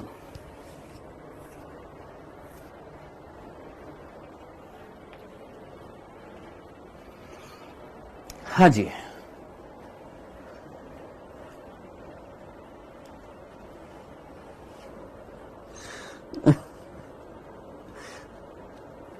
हाँ जी सर, अगर पॉसिबल हो तो फिजिक्स केमिस्ट्री के भी यूट्यूब पर क्वेश्चन करवा दीजिए। बेटा ये अपने फिजिक्स और केमिस्ट्री वाले सर से कहिए, देखो है ना, इट्स बेटर। फिजिक्स और केमिस्ट्री वाले सर से कहिए, ज्यादा बेटर होएगा। आप बोलेंगे तो डेफिनेटली वो सुनेंगे फिर।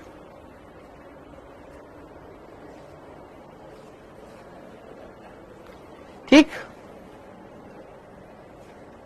चले आगे। सर इवनिंग में भी होगी? नहीं, 3 बजे नहीं होगी बेटा कल क्लास। मेरी क्लास कल 3 बजे नहीं होगी, मेरी क्लास कल 12 से 2 होगी। ठीक है जी, चलो आगे बढ़ते बेटा। नेक्स्ट टॉपिक, हेडिंग डालिएगा अब, जैव विकास। अब देखिए, जैव विकास जब हम पढ़ेंगे, बायोलॉजिकल इवोल्यूशन, इसमें भी कई चीजें जो बार बार रिपीट होती हुई आपको दिखाई देंगी। सबसे पहला बिंदु दर बिंदु पढ़ेंगे। इस टॉपिक के अंदर भी चीजें जो है बिंदु दर बिंदु पढ़ेंगे। सबसे पहला, इस टॉपिक के अंतर्गत हम डार्विन की और लेमार्क की थोड़ी थोड़ी बातें करेंगे। सबसे पहले अगर डार्विन की बात करें, क्या डार्विन का जो सिद्धांत जो था, डार्विन के सिद्धांत जो था का मुख्य बिंदु बोल दीजिए, ये मुख्य भाग जो है, ये मुख्य इंपॉर्टेंट पॉइंट जो था वो क्या था?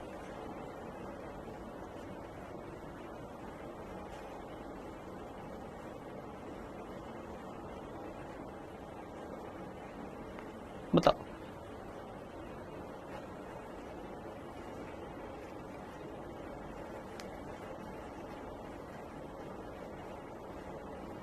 सर पृथ्वी 4000 साल पुरानी और पृथ्वी की उत्पत्ति 4.5 बिलियन वर्ष पहले कैसे हुई?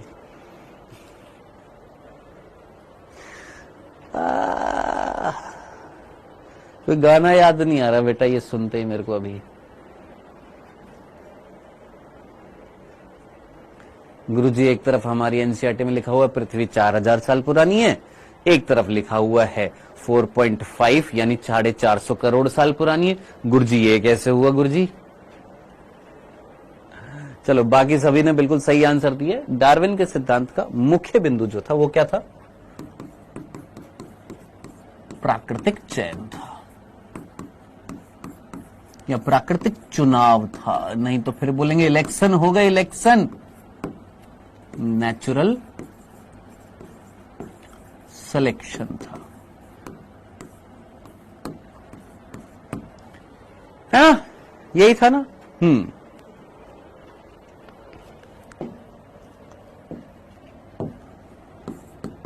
अब ये तो हम बिंदु जानते हैं। अब इसके बाद एनसीईआरटी किस तरीके से शुरुआत करती है वो इंपॉर्टेंट है, जरा ध्यान से सुनना। आगे के बिंदु जो है थोड़ा सीरियस होकर सुनिएगा। और जो इस तरीके के प्रश्न कह रहे सर गुरुजी पृथ्वी जो है 4000 साल पुरानी है और एक तरफ जो है 450 करोड़ साल पुरानी है, तो बेटा आपके दिमाग में बात समझ में नहीं आनी है कि विकास चैप्टर आधे से ज्यादा होने वाला है और आपको अभी तक चीजें ही समझ में नहीं आ रही है। बेटा मेंटोस खाओ, अगर मिलती हो तो। दिमाग की बत्ती बिल्कुल हिली पड़ी है मेरे भाई आपकी, बिल्कुल नील बटे सन्नाटा है आपकी। हाँ जी, डार्विन के सिद्धांत का मुख्य भाग जो था वो था क्या? प्राकृतिक चुनाव। ठीक है सर,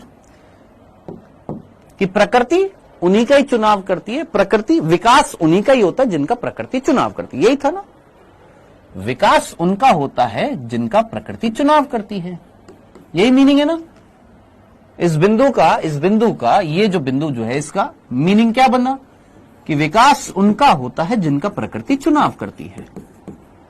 विकास उनका होता है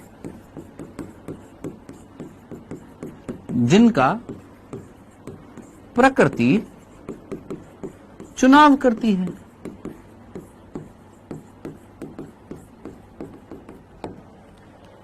ना। अब आप मुझे बताइए, क्या ये लाइन आपके केस में भी लागू होती है कि सिलेक्शन उन्हीं का ही होगा जो मेहनत करेंगे, जो अपने अंदर परिवर्तन लेकर आएंगे, जो विभिन्नताएं लेकर आएंगे, जो इस प्रतिकूल परिस्थितियों को झेलने की क्षमता रखेंगे, सिलेक्शन उन्हीं का ही होएगा।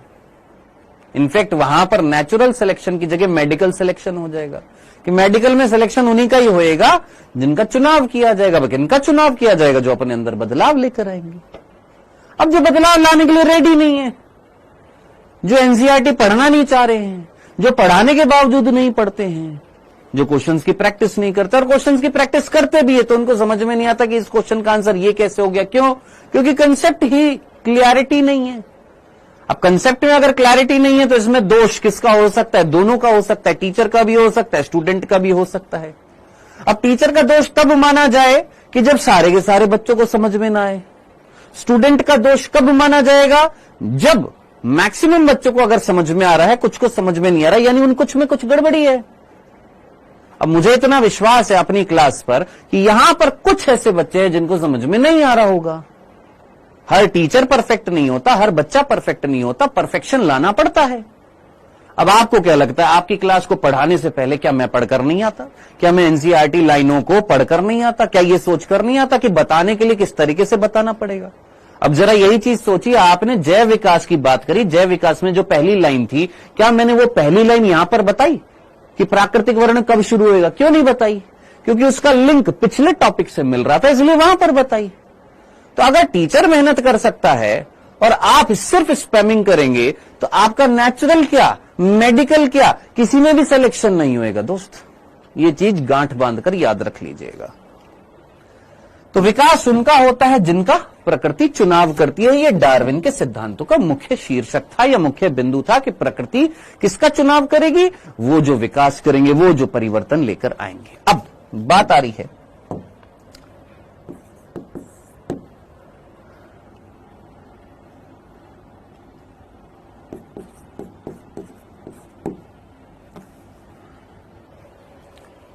अगर मैं आपसे बोलूं क्या नए स्वरूप का मतलब समझ में आ रहा है? नई स्पीशीज, नई जाति, नया जीव, ऐसे बोल सकता हूं। कोई नई जाति है जीवों की, कोई नया जीव है ना, नया स्वरूप है जीवों का। नए स्वरूप में विकास की दर, अगर मैं बोलूं कि एक नया स्वरूप तैयार कर रहा है, एक नए स्वरूप का विकास करना है, नए स्वरूप में विकास की दर जो है, क्या वो जीवन अवधि या जीवन चक्र पर निर्भर करती है?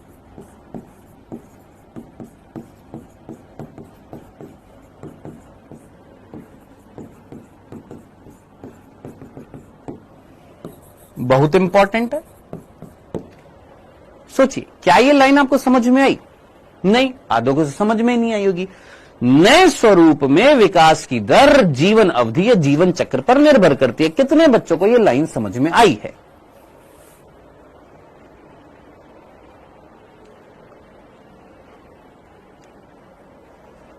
कितने बच्चों को ये लाइन समझ में आई है कि नए स्वरूप में उत्पत्ति की दर, विकास या उत्पत्ति बोल दीजिए, नए स्वरूप के उत्पत्ति की दर, नए स्वरूप के उत्पत्ति की दर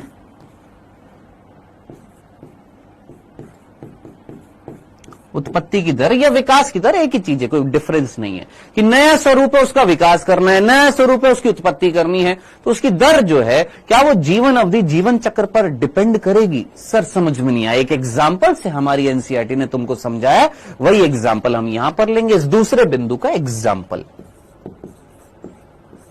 इस दूसरे बिंदु का एक एग्जाम्पल, एक नहीं दो एग्जाम्पल बताए हैं, जरा ध्यान से सुनना। उन दोनों एग्जाम्पल्स को जब हम एनसीईआरटी से पढ़ते समझ में नहीं आते हैं, प्यार से तुमको समझाऊंगा और कोशिश करूंगा कि प्यार से तुमको समझ में आए, क्योंकि आपको समझाने से पहले मैं खुद समझ कर आता हूं कि हां कैसे समझाया जा सकता है। मान लो एक बीकर है, मान लो ये एक बीकर है और इस बीकर के अंदर ए सूक्ष्म जीव है। कौन से सूक्ष्म जीव है? ए सूक्ष्म जीव है। ठीक है जी, ओके जी। और ये जो सूक्ष्म जीव है इसको हमने बीकर में रखा, और ये क्या है गुरु? ये माध्यम है। इस माध्यम में हमने डाल रखी है सुक्रोज और हमने डाल रखी है लैक्टोज।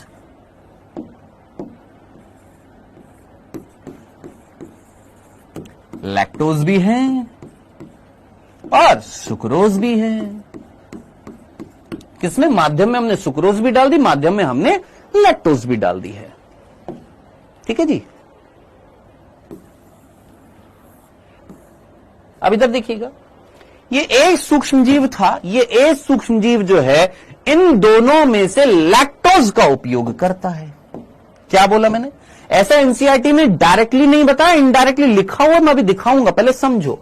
ये जो ए सूक्ष्म जीव है ये किसका उपयोग करता है? सर ये लैक्टोज का उपयोग करता है, सुक्रोज का उपयोग नहीं कर रहा है। यानी इसका उपापचय पदार्थ, जिसका जो इसके लिए पसंदीदा है, जिसका ये उपभोग कर रहा है, वो सुक्रोज नहीं है, वो लैक्टोज है। ये लैक्टोज का उपयोग करता है। ठीक है सर, ए जो है वो लैक्टोज का उपयोग करता है।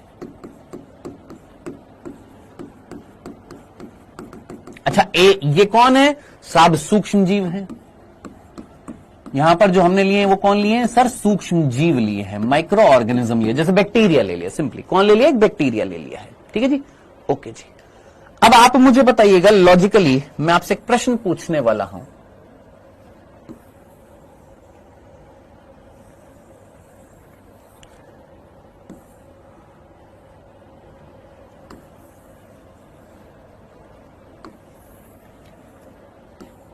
मैंने आपसे कहा दोस्त,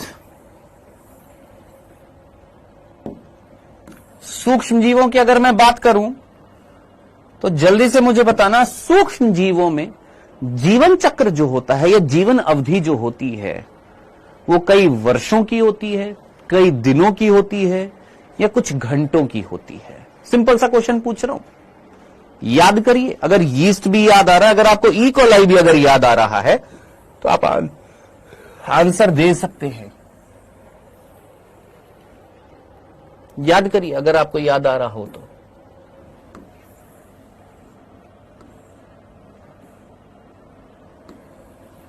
याद आ रहा है? एक सिंपल सा क्वेश्चन मैं पूछ रहा हूं आपसे। सूक्ष्म जीव की अगर मैं बात करूं, सूक्ष्म जीवों की अगर मैं बात करूं तो सूक्ष्म जीवों में जीवन अवधि थोड़े से समय की होती है, कम समय की होती है ना। हमारी एनसीईआरटी ने बोला क्या? 1 घंटे में करोड़ों सूक्ष्म जीव प्रति घंटे की दर से क्या करते हैं? अपना गुणन करते हैं। प्रति आर की दर से संख्या बढ़ाते हैं या गुणन करते हैं।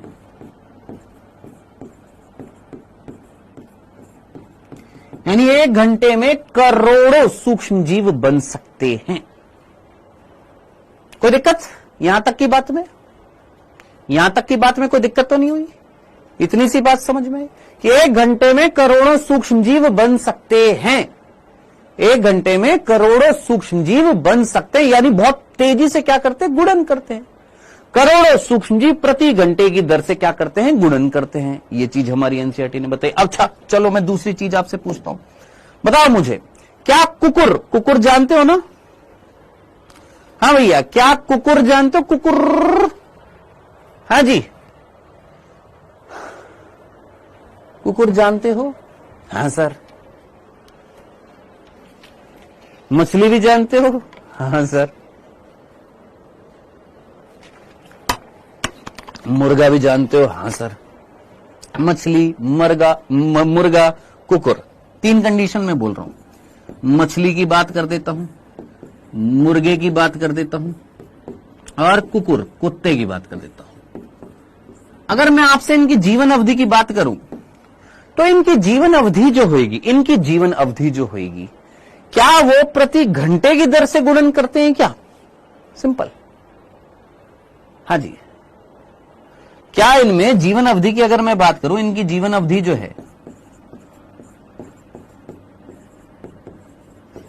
क्या ये अपना गुणन इतनी तेजी से करते जितना सूक्ष्मजीव तेजी से करते? नहीं सर, नहीं।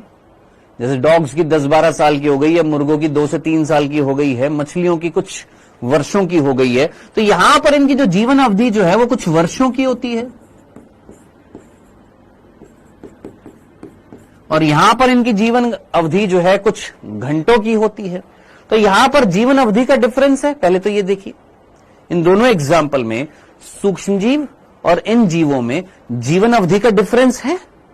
यहां पर इनकी जीवन अवधि कुछ वर्षों की होती है, यहां पर इनकी जीवन अवधि कुछ घंटों की होती है। इतनी सी बात समझ में आ गई है। इनका गुणन बहुत तेजी से है, इनका गुणन बहुत तेजी से नहीं है, कुछ वर्षों में गुणन हो रहा है। ठीक है जी, डन। अब आप मुझे बताइए, इनका जीवन काल लंबा है या इनका जीवन काल लंबा है? इनकी जीवन अवधि कम है कि इनकी जीवन अवधि कम है? तुमको देखकर पता लग रहा है सर, इनका जीवन काल या जीवन अवधि या जीवन चक्र कम है, इनका जीवन चक्र इनसे ज्यादा है। ठीक, ओके जी, हाँ जी, ठीक है जी। चलें आगे। सर कुकुर मतलब कुत्ता होता है? हाँ बेटा, ठीक है। चलो सर आ जाते हैं। बेटा मुर्गे को कुकुर बताया हुआ है हमारे यहां, बेटा मुर्गे को कुकुट बताया हुआ है। मैंने कुकुट नहीं लिखा, यहां पर कुकुर लिखा है। कुकुर यानी डॉग, मुर्गे को कुकुट कहते हैं। भोंदू कुकुर और कुकुट में फर्क नहीं दिख रहा? कुकुर मीन्स डॉग और मुर्गे को क्या बोलते हैं? कुकुट कहते हैं। ले मेरे भाई, मुर्गे को कुकुट और कुकुर मीन्स डॉग।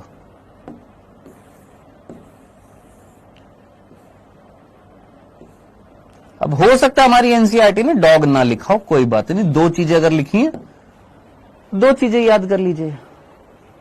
ठीक है, अब इधर देखिएगा, ये चीज सुनने समझने के बाद मैं तुमसे इस एग्जाम्पल वापस आने के लिए बोल रहा हूं।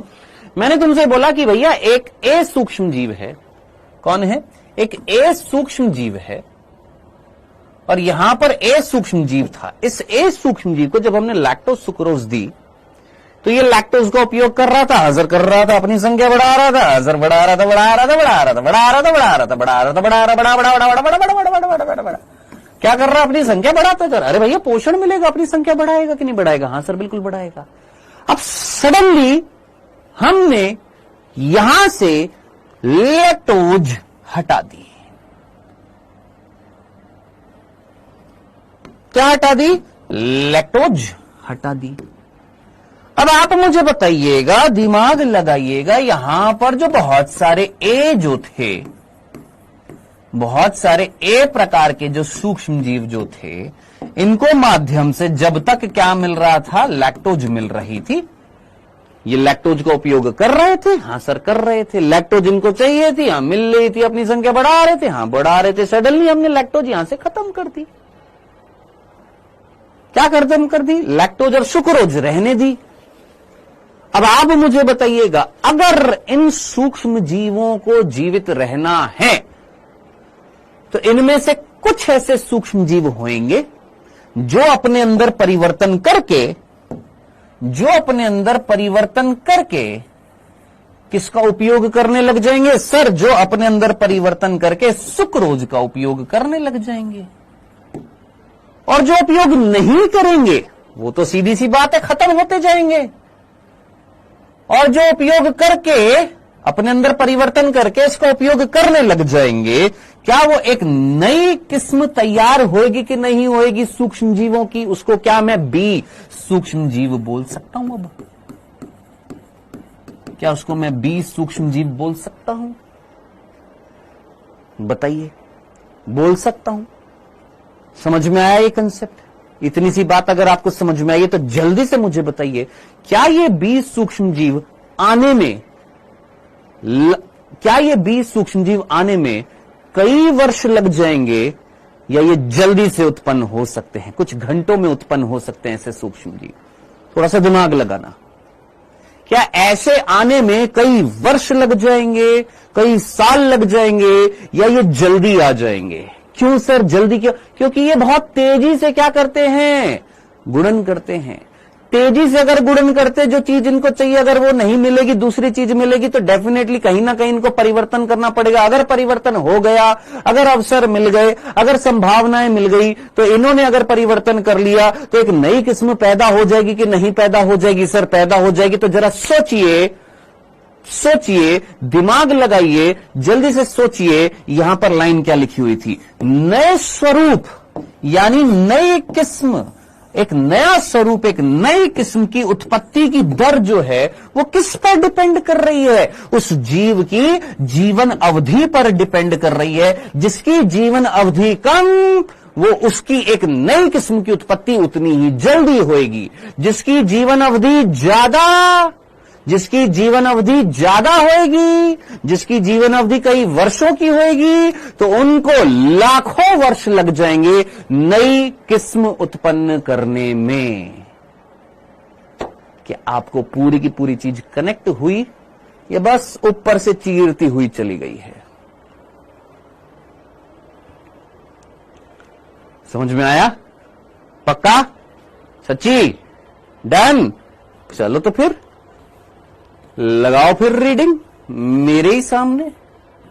आओ भाई, यहां से पढ़ना स्टार्ट करेंगे। और कहां तक पढ़ेंगे? यहां तक पढ़ेंगे, यहां तक। चलो यहां से पहले पढ़ना स्टार्ट करो, यहां से पढ़ना स्टार्ट करो, फिर आगे बढ़ेंगे।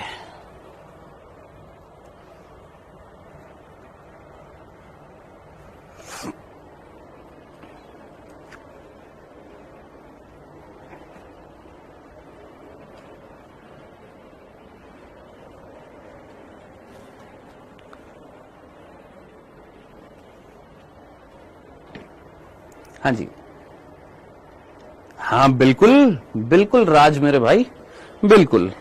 कोविड के अलग अलग वेरिएंट्स जो उत्पन्न हो रहे थे, वो क्यों हो रहे थे? क्योंकि उसमें परिवर्तन आ रहे थे, विभिन्नताएं आ रही थी, वेरिएशंस आ रहे थे, अपने अंदर चेंज लेकर आ रहे थे, आरएनए मिल रहा था, और आरएनए के अंदर क्रियात्मक समूह ज्यादा है, तो वेरिएशंस जल्दी आएंगे तो नई किस्म पैदा होगी।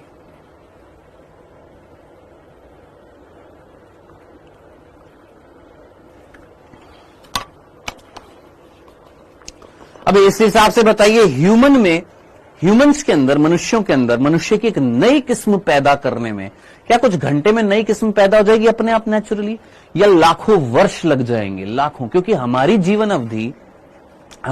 अवधि 60, एवरेजली हम 60 ईयर्स की बोलते हैं, 50 to 60 ईयर्स की, और वहां पर कुछ घंटे की है यार। तो सोचो, हमारी नई किस्म आने में हजारों लाखों वर्ष लग जाते हैं दोस्त। सेम टू सेम लाइन यहां पर लिखी हुई है, देखो यहां पर सेम, ठीक यही बात एक मछली या कुकुट यानी मुर्गी के लिए लागू होती है, जो लाखों वर्ष लेगी, क्योंकि उसकी जीवन अवधि वर्षों लंबी होती है। जिसकी जीवन अवधि ज्यादा, उसमें नई किस्म आने में ज्यादा टाइम लगेगा।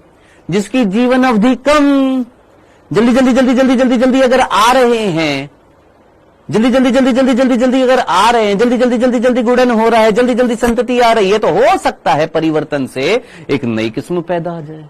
और अगर नई किस्म पैदा हो गई तो नया स्वरूप पैदा होने में कम समय लगा। क्यों? क्योंकि जीवन अवधि कम थी। सिंपल हो गया कनेक्शन।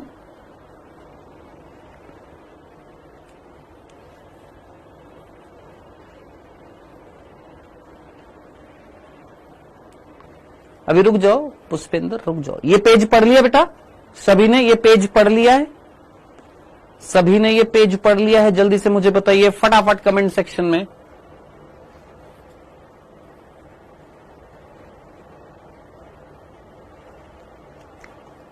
पढ़ लिया?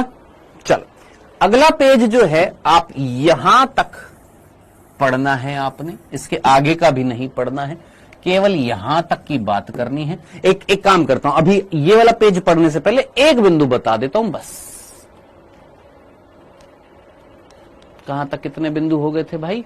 पहला, दूसरा, दूसरे के अंदर ये सिंपल से एग्जाम्पल थे, ये आपने याद रखने थे, ये वाला एग्जाम्पल सूक्ष्म जीवों का।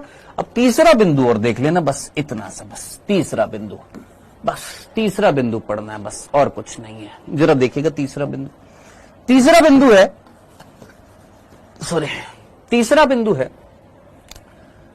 मुझे बताइएगा इस ए और बी में से ज्यादा उपयुक्त कौन है?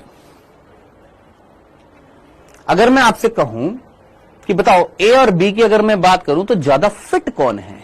ए ज्यादा फिट है कि बी ज्यादा फिट है? ए की तुलना में कौन ज्यादा फिट है? अरे भैया कौन परिवर्तन लाया?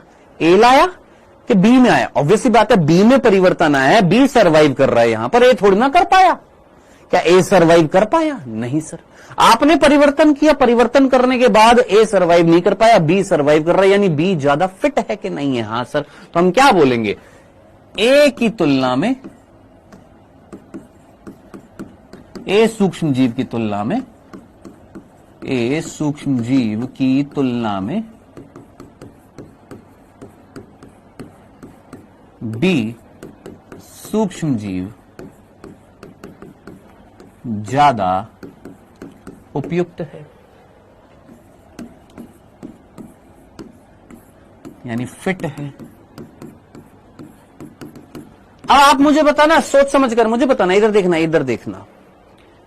अब ये जो है, ये तो हमने बोल दिया कि ए की तुलना में बी जो है वो ज्यादा फिट है। ऑब्वियसली बात है ए यहां पर सरवाइव नहीं करेगा। किसने सरवाइव किया? बी। अब इधर देखिएगा, देखिएगा ये जो बी जो थे ये केवल दो ही सूक्ष्म जीव थे। बी जो थे ये केवल दो ही सूक्ष्म जीव थे। क्या बी में चेंजेस आए? हां सर। अब इमेजिन करिए, क्या ये चेंजेस, क्या ये विशिष्टताएं, क्या ये विशेष लक्षण अगली पीढ़ी में जाने चाहिए कि नहीं जाने चाहिए? अगर अगली पीढ़ी में नहीं गए, ये विशेषताएं जो इन सूक्ष्म जीवों में आई, अगर ये अगली पीढ़ी में वंशागति नहीं करी, तो क्या ये लक्षण रह जाएंगे? सोचो अगली पीढ़ी आई और वो ए जैसी आ गई, फिर दिमाग लगाओ। तो आपके हिसाब से ये विशिष्टताएं, ये परिवर्तन अगली पीढ़ी में वंशागत होनी चाहिए या नहीं होनी चाहिए? होनी चाहिए ना। तो यहां पर दूसरा बिंदु, ये विशिष्टताएं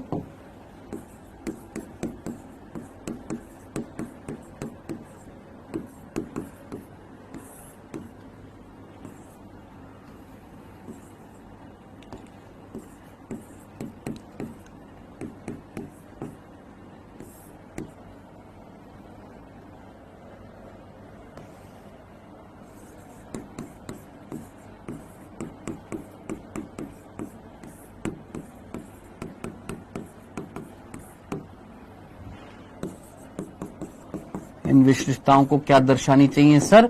वंशागति दर्शानी चाहिए, यानी इनहेरिटेंस दर्शाना चाहिए। ठीक है, एक तो बिंदु ये हो गया कि जो बी के अंदर चेंजेस आए हैं वो आगे आने वाली पीढ़ी में भी जाने चाहिए। अगर नहीं जाएंगे तो भैया ये तो यही निपट लेंगे, ये तो यही खत्म हो जाएंगे, ये तो यहीं पर ही समाप्त हो जाएंगे, विनाश हो जाएगा, खत्म हो जाएंगे, विलुप्त हो जाएंगे, सीधी सी बात है। तो वंशागति दर्शानी चाहिए। ये जो विशिष्टताएं आई हैं ये अगली पीढ़ी में जानी चाहिए। नेक्स्ट, अब आप मुझे बताइए, यहां पर हम ये भी तो बोल सकते हैं, ये भी तो बोल सकते हैं कि बी जो है, हमने जब इसको प्रतिकूल परिस्थितियों में रखा, बी जो है जब हमने इसको प्रतिकूल परिस्थितियों में रखा, तो ये अपने आप को अनुकूलन, बी को जब हमने प्रतिकूल परिस्थितियों में रखा, ठीक है, यहां पर एक तरीके से प्रतिकूल परिस्थिति आ गई, लैक्टोज नहीं मिल रहा था, सुक्रोज मिल रहा था, सडनली एक तरीके से हम बोलेंगे प्रतिकूल परिस्थिति आ गई। तो बी जो है क्या वो अपने आप को उस प्रतिकूल परिस्थिति में ढालने की कोशिश कर रही है, यानी क्या वो अनुकूलनशील है? ये भी तो बोल सकते हैं कि बी जो है, बी सूक्ष्म जीव अनुकूलनशीलता दर्शा रही है। ठीक है, सीधा बी ज्यादा फिट है, बी जो है अनुकूलनशीलता दर्शा रही है, बी की ये विशिष्टताएं वंशागति दर्शानी चाहिए। यूं लिख देता हूं, बी की ये विशिष्टता है, बी सूक्ष्म जीव की ये विशिष्टताएं।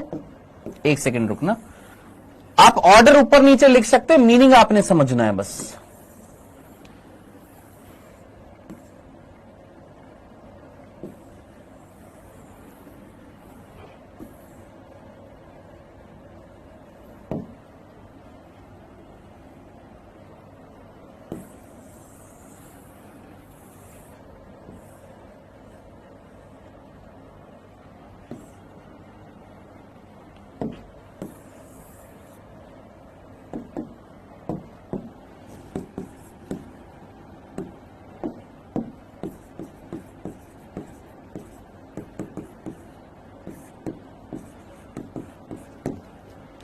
कनेक्शन में पढ़िएगा एक बार इन तीनों बिंदुओं को। ए सूक्ष्म जीव की तुलना में बी सूक्ष्म जीव ज्यादा फिट है। क्यों फिट है? क्योंकि बी सूक्ष्म जीव प्रतिकूल परिस्थितियों में अपने आप को अनुकूलित कर रहा है, यानी बी सूक्ष्म जीव अनुकूलनशीलता दर्शा रहा है। अब बी सूक्ष्म जीव अगर अनुकूलनशीलता दर्शा रहा है, बी सूक्ष्म जीव अगर ज्यादा फिट है, तो ये फिटनेस, ये अनुकूलनशीलता, ये विशिष्टताएं, ये विशेष लक्षण क्या अगली पीढ़ी में जाना चाहिए या नहीं जाना चाहिए? बिल्कुल जाना चाहिए। यानी बी सूक्ष्म जीव की ये विशिष्टताएं उनको वंशागति दर्शानी चाहिए। डन? क्लियर है?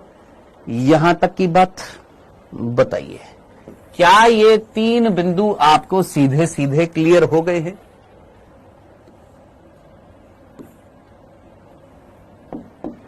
क्या ये तीन बिंदु सीधे सीधे क्लियर हो गए हैं? प्रश्न पूछा जाएगा। आई नो ये चैप्टर थोड़ा सा बोरिंग है, बट पढ़ना तो पड़ेगा दोस्त। एनसीईआरटी की लाइनें थोड़ी सी अटपटी सी हैं, लेकिन पढ़ना तो पड़ेगा दोस्त। क्या कर सकते हैं? अब ये कोई रेप्लिकेशन तो है नहीं कि कोई क्रियाविधि पढ़ ले, अनुकूलन तो है नहीं, जेनेटिक कोडोन्स तो है नहीं जिसमें मजा आ रहा था, है ना? है ना? पढ़ना तो पड़ेगा। अब चाहे इंटरेस्ट लेकर पढ़ो चाहे ना लेकर पढ़ो, कोशिश ये कर रहा हूं कि एक के बाद आपको ये चीज कनेक्ट करता चलूं ताकि चीज समझ में आ जाए। अब आप मुझे बताइए, ए सूक्ष्म जीव की तुलना में बी जो था वो ज्यादा फिट है। फिट है तभी तो जिंदा है, परिवर्तन आए, अपने आप को अनुकूलित किया, और ये विशेषताएं अगली पीढ़ी में अगर जाएंगी तो क्या मैं ये बोल सकता हूं कि अनुकूलनशीलता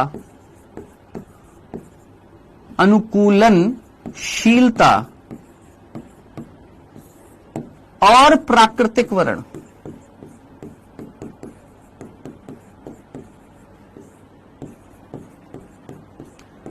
का अंतिम उत्पाद तो नहीं बोलूंगा, प्राकृतिक वर्ण का अंतिम रिजल्ट बोलूंगा। अंतिम रिजल्ट उपयुक्तता है या नहीं है।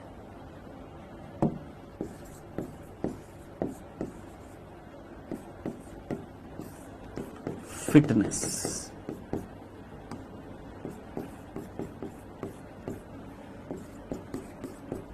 यानी चीजें एक दूसरे से कनेक्टेड हैं। अंतिम निष्कर्ष बोल देता हूं, अंतिम रिजल्ट की जगह अंतिम निष्कर्ष।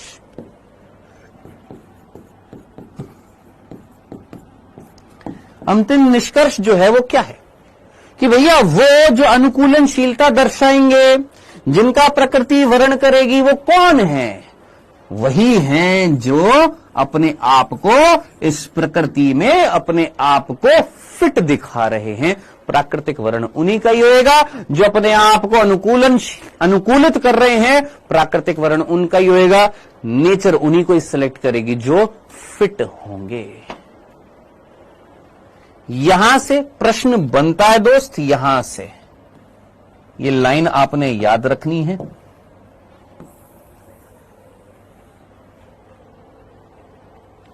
मीनिंग समझना था, इन तीनों को कनेक्शन में याद रखना था, और लास्ट वाला बिंदु इस तरीके से याद रखना है। सर देशी एग्जाम्पल से बताओ ना।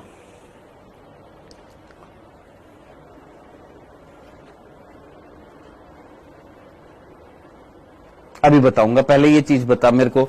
इस एग्जाम्पल से समझ में आ गई कि बी जो था इसने अपने अंदर परिवर्तन किए, इसने अपने अंदर परिवर्तन किए, प्रतिकूल परिस्थितियों में ये अपने आप को अनुकूलित कर रहा था। हां सर, अनुकूलित कर रहा था, सॉरी क्या कर रहा था? प्रतिकूल परिस्थितियों में इसने अपने आप का अनुकूलन किया। हां सर। और अगर अनुकूलन किया तो प्रकृति इसका चुनाव कर रही है। हां सर। तो फाइनल रिजल्ट क्या मिला हमें? बी मिला कि B is more fit than A. B जो है वो किससे फिट है? ए से फिट है। क्यों? क्योंकि बी जो है अनुकूलन दर्शा रहा है, बी जो इसका प्राकृतिक चयन हो रहा है। तो who is fit? Final result क्या मिला कि सर बी जो है वो ए से ज्यादा फिट है। अब आगे समझ में लियोदास डन। चलो जी, जरूरी नहीं हर चीज में देसी एग्जाम्पल हो, वो भी एग्जाम्पल हमारी एनसीईआरटी का इन बिंदुओं को बता रहा है। चलो जी, हमारा एक पेज रह गया था, उस एक पेज को पढ़ना है बेटा, और ये वाला था। इस पेज को पढ़िए, यहां से यहां तक दिखाई दे रहा है। हां जी,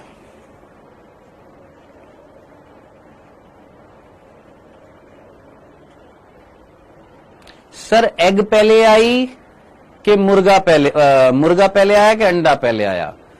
बेटा पहले तू मेरे को आंसर दे अंकित राज, मम्मी पहले आई कि बच्चा पहले आया? आज सोचना, ठीक है? पहले तू ये सोच, फिर मैं तेरे को बताऊंगा अंडा पहले आया कि मुर्गी पहले आई।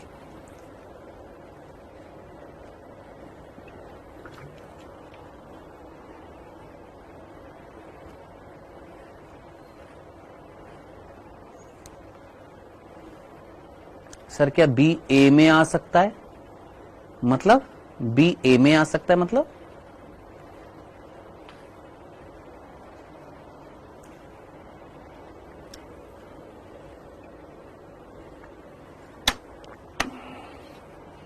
सर मदर फर्स्ट है। क्यों मदर क्यों फर्स्ट है भाई? मां कैसे पहले हो गई?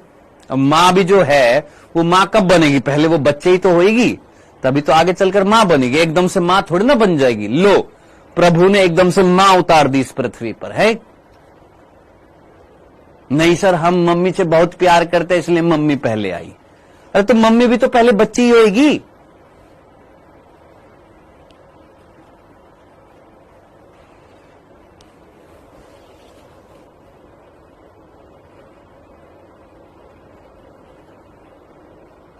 सर बेटा फर्स्ट आया होगा। बेटा अगर बेटा फर्स्ट आया होगा तो फिर तो अगली संतति आएगी नहीं, बेटी आएगी ना बेटा। बेटा तो आएगा ही नहीं, बेटी आएगी। बेटे से अगली संतति थोड़ी ना आएगी, ऑब्वियस सी बात है बेटी आई होगी, यानी बच्चा आया होगा। अब बात है बच्चा कहां से आया? मम्मी से ही आया होगा फिर तो।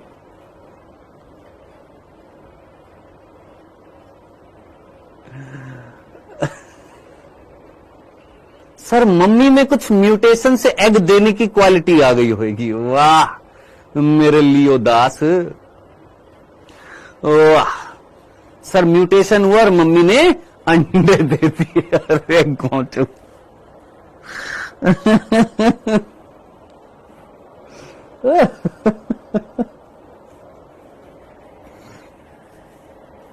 आज पूरा दिन तुमने यही सोचना है कि मम्मी पहले आई कि बच्चा पहले आया, है ना? और नेहा मिश्रा कह रही है ध्रुव राठी की वीडियो देख लो।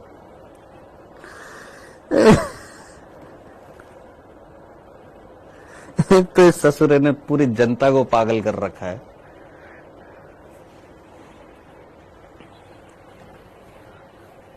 नीट का पेपर भी वही बनाएगा फिर तो, है? नीट का पेपर भी वही बनाएगा, नीट के क्वेश्चंस भी वही बनाएगा।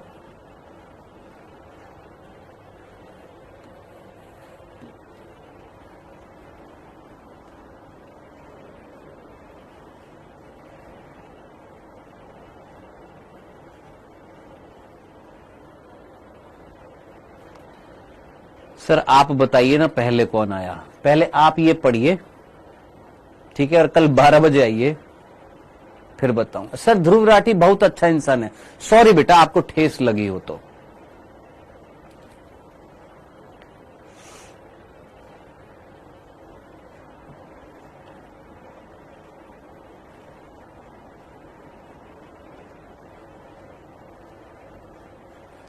सर आप क्यों जल रहे हो, बोल तो दिया बेटा, सॉरी मेरे को पता नहीं था, आई एम सो सॉरी बेटा। सब अच्छे है बेटा, सब अच्छे है। आपको ठेस लग गई बेटा, पूरे साल भर पढ़ाने वाला जो टीचर है उसकी कदर नहीं है। 4 आखिर वीडियो के देख लिए, वो बहुत अच्छा व्यक्ति है। ठीक है, जैसा आपको अच्छा लगे बेटा, जो आपको सही लगे बेटा, ठीक है। मेरे को अच्छा नहीं लगता, अब देखो सीधी सी बात है, इसलिए मैंने बोल दिया। हो सकता है आपको अच्छा लगे, अच्छी बात है, ठीक।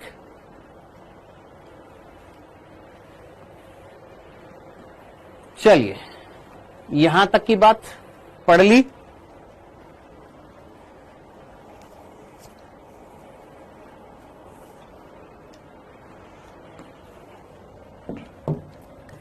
यही तो बेटा कलयुग चल रहा है, कलयुग यही तो था। सही बोला था किसी ने, गुरु से बढ़कर सब कुछ, और गुरु कुछ भी नहीं है आज की डेट में। बात ये है ऑनलाइन में, ऑफलाइन में तो तुम्हारे छितर पड़ जाते, इसलिए तुम चुप हो जाते हो।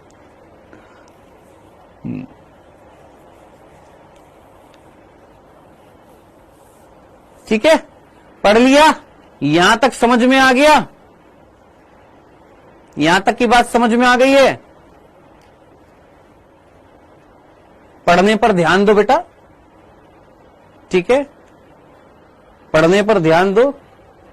ना ही ध्रुव जी आएंगे और ना ही ध्रुवण जी आएंगे आपका सिलेक्शन कराने के लिए। सिलेक्शन कराने के लिए आप खुद रिस्पॉन्सिबल होगे। या तो वो वीडियोस देख लो और आगे चलकर यूट्यूबर बन जाओ, टिकटॉक ये बन जाओ, या पढ़ाई कर लो। क्योंकि ये चीज मैंने परसों के लेक्चर में भी बताई थी कि किताबों का हाथ पकड़ लोगे ना तो आगे किसी के हाथ पैर जोड़ने नहीं पड़ेंगे। अगर तुम किताबों से मुंह फेर रहे हो तो ये भविष्य में याद रख लेना दोस्त, कि इन जिनके तुम वीडियोस देख रहे हो ना, है ना, ये तुम्हारा सिलेक्शन नहीं करवाने वाले हैं। एक बार वीडियो सुनकर अच्छा जरूर लगेगा, ऐसा नहीं मेरे को अच्छी नहीं लगी वीडियो, अच्छी लगी, लेकिन आपकी मैच्योरिटी में और मेरी मैच्योरिटी में दिन रात का अंतर है। हो सकता है आपको वो अच्छा लगे, हो सकता है उसकी बातें अच्छी लगे, हो सकता है मेरे को कुछ वीडियोस अच्छे लगे, कुछ ना लगे, लेकिन ना ही आपका सिलेक्शन वो करवाने वाला है, ना ही मैं करवाने वाला हूं। आपका सिलेक्शन आप खुद करवाने वाले हैं। तो आप जिस चीज के लिए आए हैं उस पर फोकस करिए, ठीक, ठीक है। चल, यहां तक की बात सभी ने पढ़ ली है, ये वाला बिंदु रह गया था, एक बार इस पर फोकस कर ले। यहां पर हम कह सकते हैं कि ए की अपेक्षा बी की उपयुक्तता बेहतर है। क्या? ए की जगह बी जो है वो क्या है, ज्यादा उपयुक्त है, ज्यादा फिट है। प्रकृति उपयुक्तता को चुनौती है। प्रकृति जो है उपयुक्तता को प्रकृति उपयुक्तता को चुनती है। प्रकृति किसको चुन रही है? जो ज्यादा उपयुक्त होएगा उसको चुनेगी। हमें यह अवश्य याद रखना है कि यह तथाकथित उपयुक्तता उन विशिष्टताओं पर आधारित होती है जो कि वंशानुगत होती है। अब जरा सोचिए क्या बोल रहा है कि हम ये कह सकते हैं कि वो जो उपयुक्त जो है उसके अंदर जो विशेषताएं आई हैं वो विशेषताएं क्या होनी चाहिए? वंशानुगत होनी चाहिए, यानी अगली पीढ़ी में जानी चाहिए। तो जो चयन हुए हैं, अंत्य चयनित मतलब जिनका चयन हुआ है, चयन होने पर और विकास हेतु, यानी चयन हो गया, चयन होने के बाद विकास अगर करना है तो वो विशिष्टताएं निश्चित ही आनुवांशिक आधार होना चाहिए, उनका कोई आधार होना चाहिए, ये वो विशिष्टताएं अगली पीढ़ी में जानी चाहिए। दूसरे शब्दों में अगर ये चीज समझ में नहीं आई, दूसरे शब्दों में कुछ जीव प्रतिकूल वातावरण में जीवित रहने में बेहतर अनुकूलित होते हैं। कुछ जीव जो है जो प्रतिकूल वातावरण में अपने आप को क्या कर लेते हैं, बेहतर कर लेते हैं। अनुकूलन क्षमता वंशानुगत होती है। वो जो अनुकूलताएं आई हैं वो अगली पीढ़ी में जानी चाहिए, वंशानुगत होनी चाहिए। इसका आनुवांशिक आधार होता है। इसका आधार क्या है? आनुवांशिक है, यानी जेनेटिकली देखो उपयुक्त है, और वो विशिष्टताएं अगर अगली पीढ़ी में नहीं जाएंगी तो उसका फायदा क्या हुआ? अगर उपयुक्त है और वो जो विशेषताएं आई हैं अगर वो अगली पीढ़ी में जाएंगी तभी तो प्रकृति उनका क्या करेगी, चयन करेगी। तो अनुकूलनशीलता और प्रकृति द्वारा वर्ण की अंतिम परिणाम जो है वो क्या होती है, उपयुक्तता होती है। ये चीज याद रख लेना, भूल मत जाना।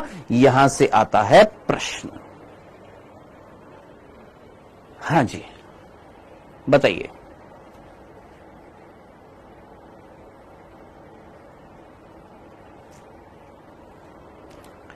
बताइए सर, यहां क्वेश्चन कैसे बनेगा? इस लाइन से बनेगा। अनुकूलनशीलता और प्राकृतिक वर्ण का अंतिम उत्परिणाम क्या होता है? बताओ डॉक्टर अभय, क्या होता है? उपयुक्तता होती है। सिंपल सा एक क्वेश्चन बनेगा इस लाइन से। अनुकूलनशीलता और प्राकृतिक वर्ण का अंतिम उत्पाद क्या होता है? अनुकूलनशीलता होती है। ये इस तरीके से पूछ लिया, अनुकूलनशीलता और डैश का अंतिम परिणाम उपयुक्तता होती है। डैश बताओ, डैश क्या हो जाएगा? प्राकृतिक वर्ण हो जाएगा। इसको डैश कर दिया और बोल दिया डैश और प्राकृतिक वर्ण की अंतिम उत्पाद उपयुक्तता होती है। बताओ पहला डैश क्या हो गया? अनुकूलनशीलता हो गई है। तो एक एक लाइन, एक एक बिंदु क्रिस्टल क्लियर होना चाहिए। डन मेरे भाई? क्या ये चीज समझ में आ गई है? यहां तक अपन एनसीईआरटी पढ़ चुके हैं। अब इसके आगे का जो बिंदु है, शार्बनी, अवरोहण, प्राकृतिक वर्ण, ये सारी की सारी चीजें अब अपन कल आगे कंटिन्यू करेंगे। और कल हम कितने बजे आएंगे? 12 बजे आएंगे। ये वाला टॉपिक हम समाप्त करेंगे कल आकर, जय विकास। और विकास की क्रिया विधि जो है ये भी हम कल में कंप्लीट करेंगे। विकास की क्रिया विधि और ये वाला टॉपिक हम कल कंप्लीट कर लेंगे। परसों जो है वो Hardy Weinberg principal, Hardy Weinberg सिद्धांत पढ़ लेंगे, ये पूरा का पूरा। फिर उसके बाद ह्यूमन इवोल्यूशन।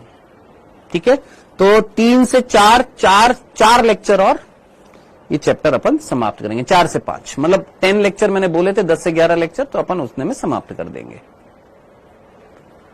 हाँ जी, तो पढ़ाई पर ध्यान दो बेटा। स्टूडेंट हो आप, अभी स्टूडेंट की तरह रहिए। ठीक है,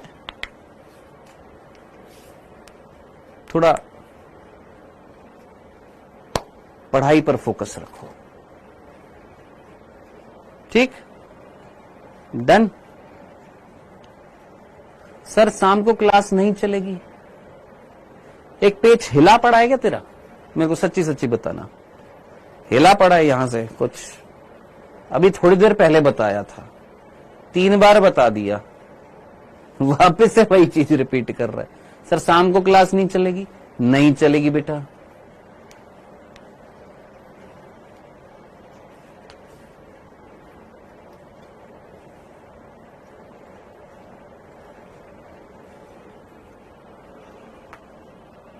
चलो, हाँ किसी की कोई क्वेश्चन है तो क्वेश्चन पूछ सकता है बिंदास। आज अपन इतना ही पढ़ेंगे बेटा।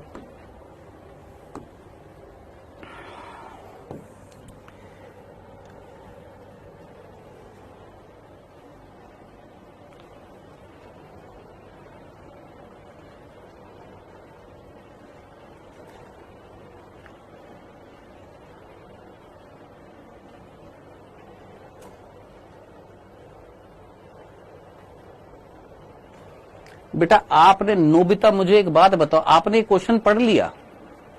ये क्वेश्चन इससे पिछले वाले क्वेश्चन से कनेक्ट कर रहा है। तुमको इतना कॉमन सेंस नहीं है। नाइट्रोजन 15 डबल स्टैंडर्ड वाली इस ई कोलाई की कोशिकाएं नाइट्रोजन 14 न्यूक्लियोटाइड वाले माध्यम से ली गई हैं। ये क्वेश्चन पिछले क्वेश्चन से कनेक्ट कर रहा है। 16वें क्वेश्चन पर बढ़। उस 16वें क्वेश्चन में क्या लिखा हुआ है जरा देख। 60 मिनट पश्चात ई कोलाई की कितनी कोशिकाएं, 60 मिनट बाद कितनी कोशिकाएं नाइट्रोजन 50 से पूर्ण मुक्त होंगी? अगर हम नॉर्मली देखें इसका कनेक्शन पिछले क्वेश्चन से होगा, और अगर नहीं भी है इस क्वेश्चन में, एक ई कोलाई से अगली ई कोलाई बनने में 20 मिनट लगते हैं, याद आ रहा है? एक ई कोलाई से 20 मिनट, अगले 20 मिनट में 2 से 4, अगले 20 मिनट में 4 से 8। थोड़ा कॉमन सेंस लगा, इस क्वेश्चन के अकॉर्डिंग तो टोटल 60 मिनट में 8 ई कोलाई बन रही है। ये तो ऑप्शन में कहीं दे ही नहीं रहा। समझ में आया आपको? ये क्वेश्चन में या तो कहीं मिसप्रिंट है, या तो ई कोलाई की कुछ संख्या दी गई होगी। अब मैं आपको बताऊं नोबिता, इसमें गड़बड़ी क्या है, ध्यान से सुनना। ये 2022 का क्वेश्चन है, और जिस बुक से तुम पढ़ रहे हो उस बुक में यहां पर इस लिखा हुआ है, इसकी जगह 10 कर देना। नाइट्रोजन 15 डबल स्ट्रैंडेड वाली इस ई कोलाई की, इस नहीं है, या तो 10 है या कोई संख्या दे रखी है। 10 ई कोलाई की कोशिकाएं इतने वाले माध्यम से ली गई हैं। तो यहां पर या तो ये क्वेश्चन पिछले क्वेश्चन से कनेक्टेड है, या इस क्वेश्चन में कुछ गड़बड़ी है। देखो सीधी सी बात है, क्यों? क्योंकि अगर नॉर्मली अगर देखें तो ई कोलाई 1 से 2, 2 से 4, 4 से 8, 60 मिनट में कितनी बनती है? 8 बन जाती हैं। तो इस क्वेश्चन को एक बार 2022 के इस क्वेश्चन को इंग्लिश मीडियम में एक बार चेक कर लेना, नहीं तो कल आकर मैं बता दूंगा। ठीक है? जहां तक मुझे याद आ रहा है 2022 में जो क्वेश्चन पूछा था इसमें 10 कोशिकाओं की बात कर रखी थी, तो 10 कोशिकाओं के हिसाब से देख लेना बेटा। 10 से 20, 20 से 40, 40 से 80, 80 जो कोशिकाएं होंगी उस हिसाब से क्वेश्चन में पूछा था। 10 से क्या होंगी? 20, 20 से क्या होंगी? 40, 40 से कितनी हो जाएंगी? 80 हो जाएंगी। 80 कोशिकाएं हो जाएंगी 60 मिनट्स के बाद। अब इन 80 में से नाइट्रोजन 15 से पूर्णतः मुक्त कितनी होंगी? नाइट्रोजन 15 वाली इस ई कोलाई की कोशिका को नाइट्रोजन 14 में रखा जाता है, वाले माध्यम में रख दिया जाता है। अब देखो माध्यम से ई गई हैं, ये देख लैंग्वेज ही देख, कुछ गड़बड़ी है इसमें। 60 मिनट पश्चात कितनी कोशिकाएं नाइट्रोजन 15 से पूर्णतः मुक्त होंगी? तो कितनी हो जाएंगी दोस्त? यहां पर 20 कोशिकाएं हो जाएंगी, नाइट्रोजन 15 से मुक्त हो जाएंगी। ठीक है? अब 20 कैसे हो जाएगी? सोच, उस 80 में से रिमेनिंग जो होंगी वो कैसी होंगी? माध्य जिसमें नाइट्रोजन 15 और 14 होएगा। 20 ऐसी होंगी जिसमें क्या होंगे? नाइट्रोजन 15 होंगे।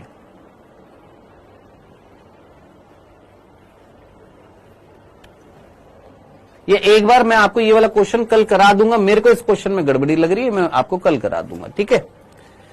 तस्मेनियाई भेड़िया, शर्करा, ग्लाइडर, मार्सुपियल मूल को उपयोग दिए गए जीव में कितने ऑस्ट्रेलियन शिशुदान जीव अनुकूली विकिरण के उदाहरण हैं? सर ऐसा क्वेश्चन आ सकता है? बिल्कुल आ सकता है अनीस खान। आपको याद रखने हैं कितने। जब आपकी एनसीईआरटी में डायग्राम दे रखा है तो आप अपने इस डायग्राम में, ये डायग्राम दे रखा है आपके इस डायग्राम में, आपने यहां पर ये 7 ऑस्ट्रेलियन मार्सुपियल्स याद रखने हैं, 7 अपर स्तनधारी याद रखने हैं। कंपैरिजन में याद रखेंगे, ये नंबेट चींटीखोर है, सिर्फ चींटीखोर है। शिशुधानी चूहा, दोनों में फर्क किसका है? सर शिशुधानी का। ये नंबेट वर्ड याद रखना है। ये छकचुंदर है, ये छकचुंदर है, लेकिन यहां पर शिशुधानी लिखा हुआ है। शिशुधानी स्तनधारी छकचुंदर है, ये सिर्फ छकचुंदर है। तो वर्ड जो यहां पर वर्ड है वो है शिशुधानी छकचुंदर, यहाँ छकचुंदर, यहाँ चींटीखोर, ये भी चींटीखोर। लेकिन ये जो ऑस्ट्रेलियन वाला इसका नाम है नंबेट। ये चूहा, शिशुधानी चूहा। ये लेमुर और ये धब्बेदार कसकस, ये वर्ड याद रखना, धब्बेदार कसकस। और लेमूर जो होता है याद रखना, ये कैसा होता है? परस्तनधारी होता है। उड़न गिलहरी, उड़न फेलिंजर, दोनों में उड़न उड़न कॉमन है। गिलहरी आप याद रखना स्तनधारी है, फेलिंजर याद रखना मार्सुपियल है। बॉब कैट जो आपने देखी होगी, और तस्मेनियाई टाइगर कैट, ये क्या होती है? टाइगर कैट होती है, पहाड़ी इलाकों पे मिलती है ये वाली। ठीक है? तो बॉब कैट और टाइगर कैट याद रखना। टस्मेनियाई वर्ड जो है, टस्मेनिया एक जगह है, कहां पर? ऑस्ट्रेलिया में, वहां से लिया गया है। तो टस्मेनियाई टाइगर कैट और ये बॉब कैट। तस्मेनियाई भेड़िया और सिंपल भेड़िया, आराम से याद हो जाएगा। थोड़ा घुसो उस चीज में, अपने आप को झोंको उस चीज में।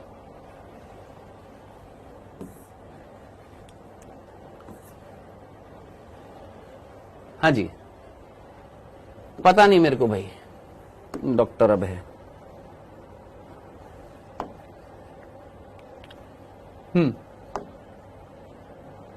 नहीं लाते सुरेंद्र पाटिल, बंद कर दी तेरे लिए, बंद कर दी मैंने।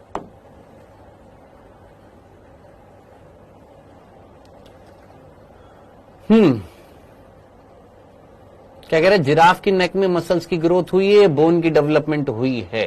बेसिकली यहां पर किसी चीज की अगर लेंथ बढ़ती है तो वो किसके कारण बनती है, याद रखना, जब हड्डियों की नंबर बढ़ती है।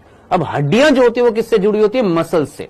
जब बोन की लेंथ बढ़ती है तो वो हाइट इंक्रीज होती है, तो नंबर ऑफ बोन्स बढ़ेंगी, नंबर ऑफ बोन्स बढ़ेंगी और साथ ही साथ मसल्स का भी डेवलपमेंट होएगा।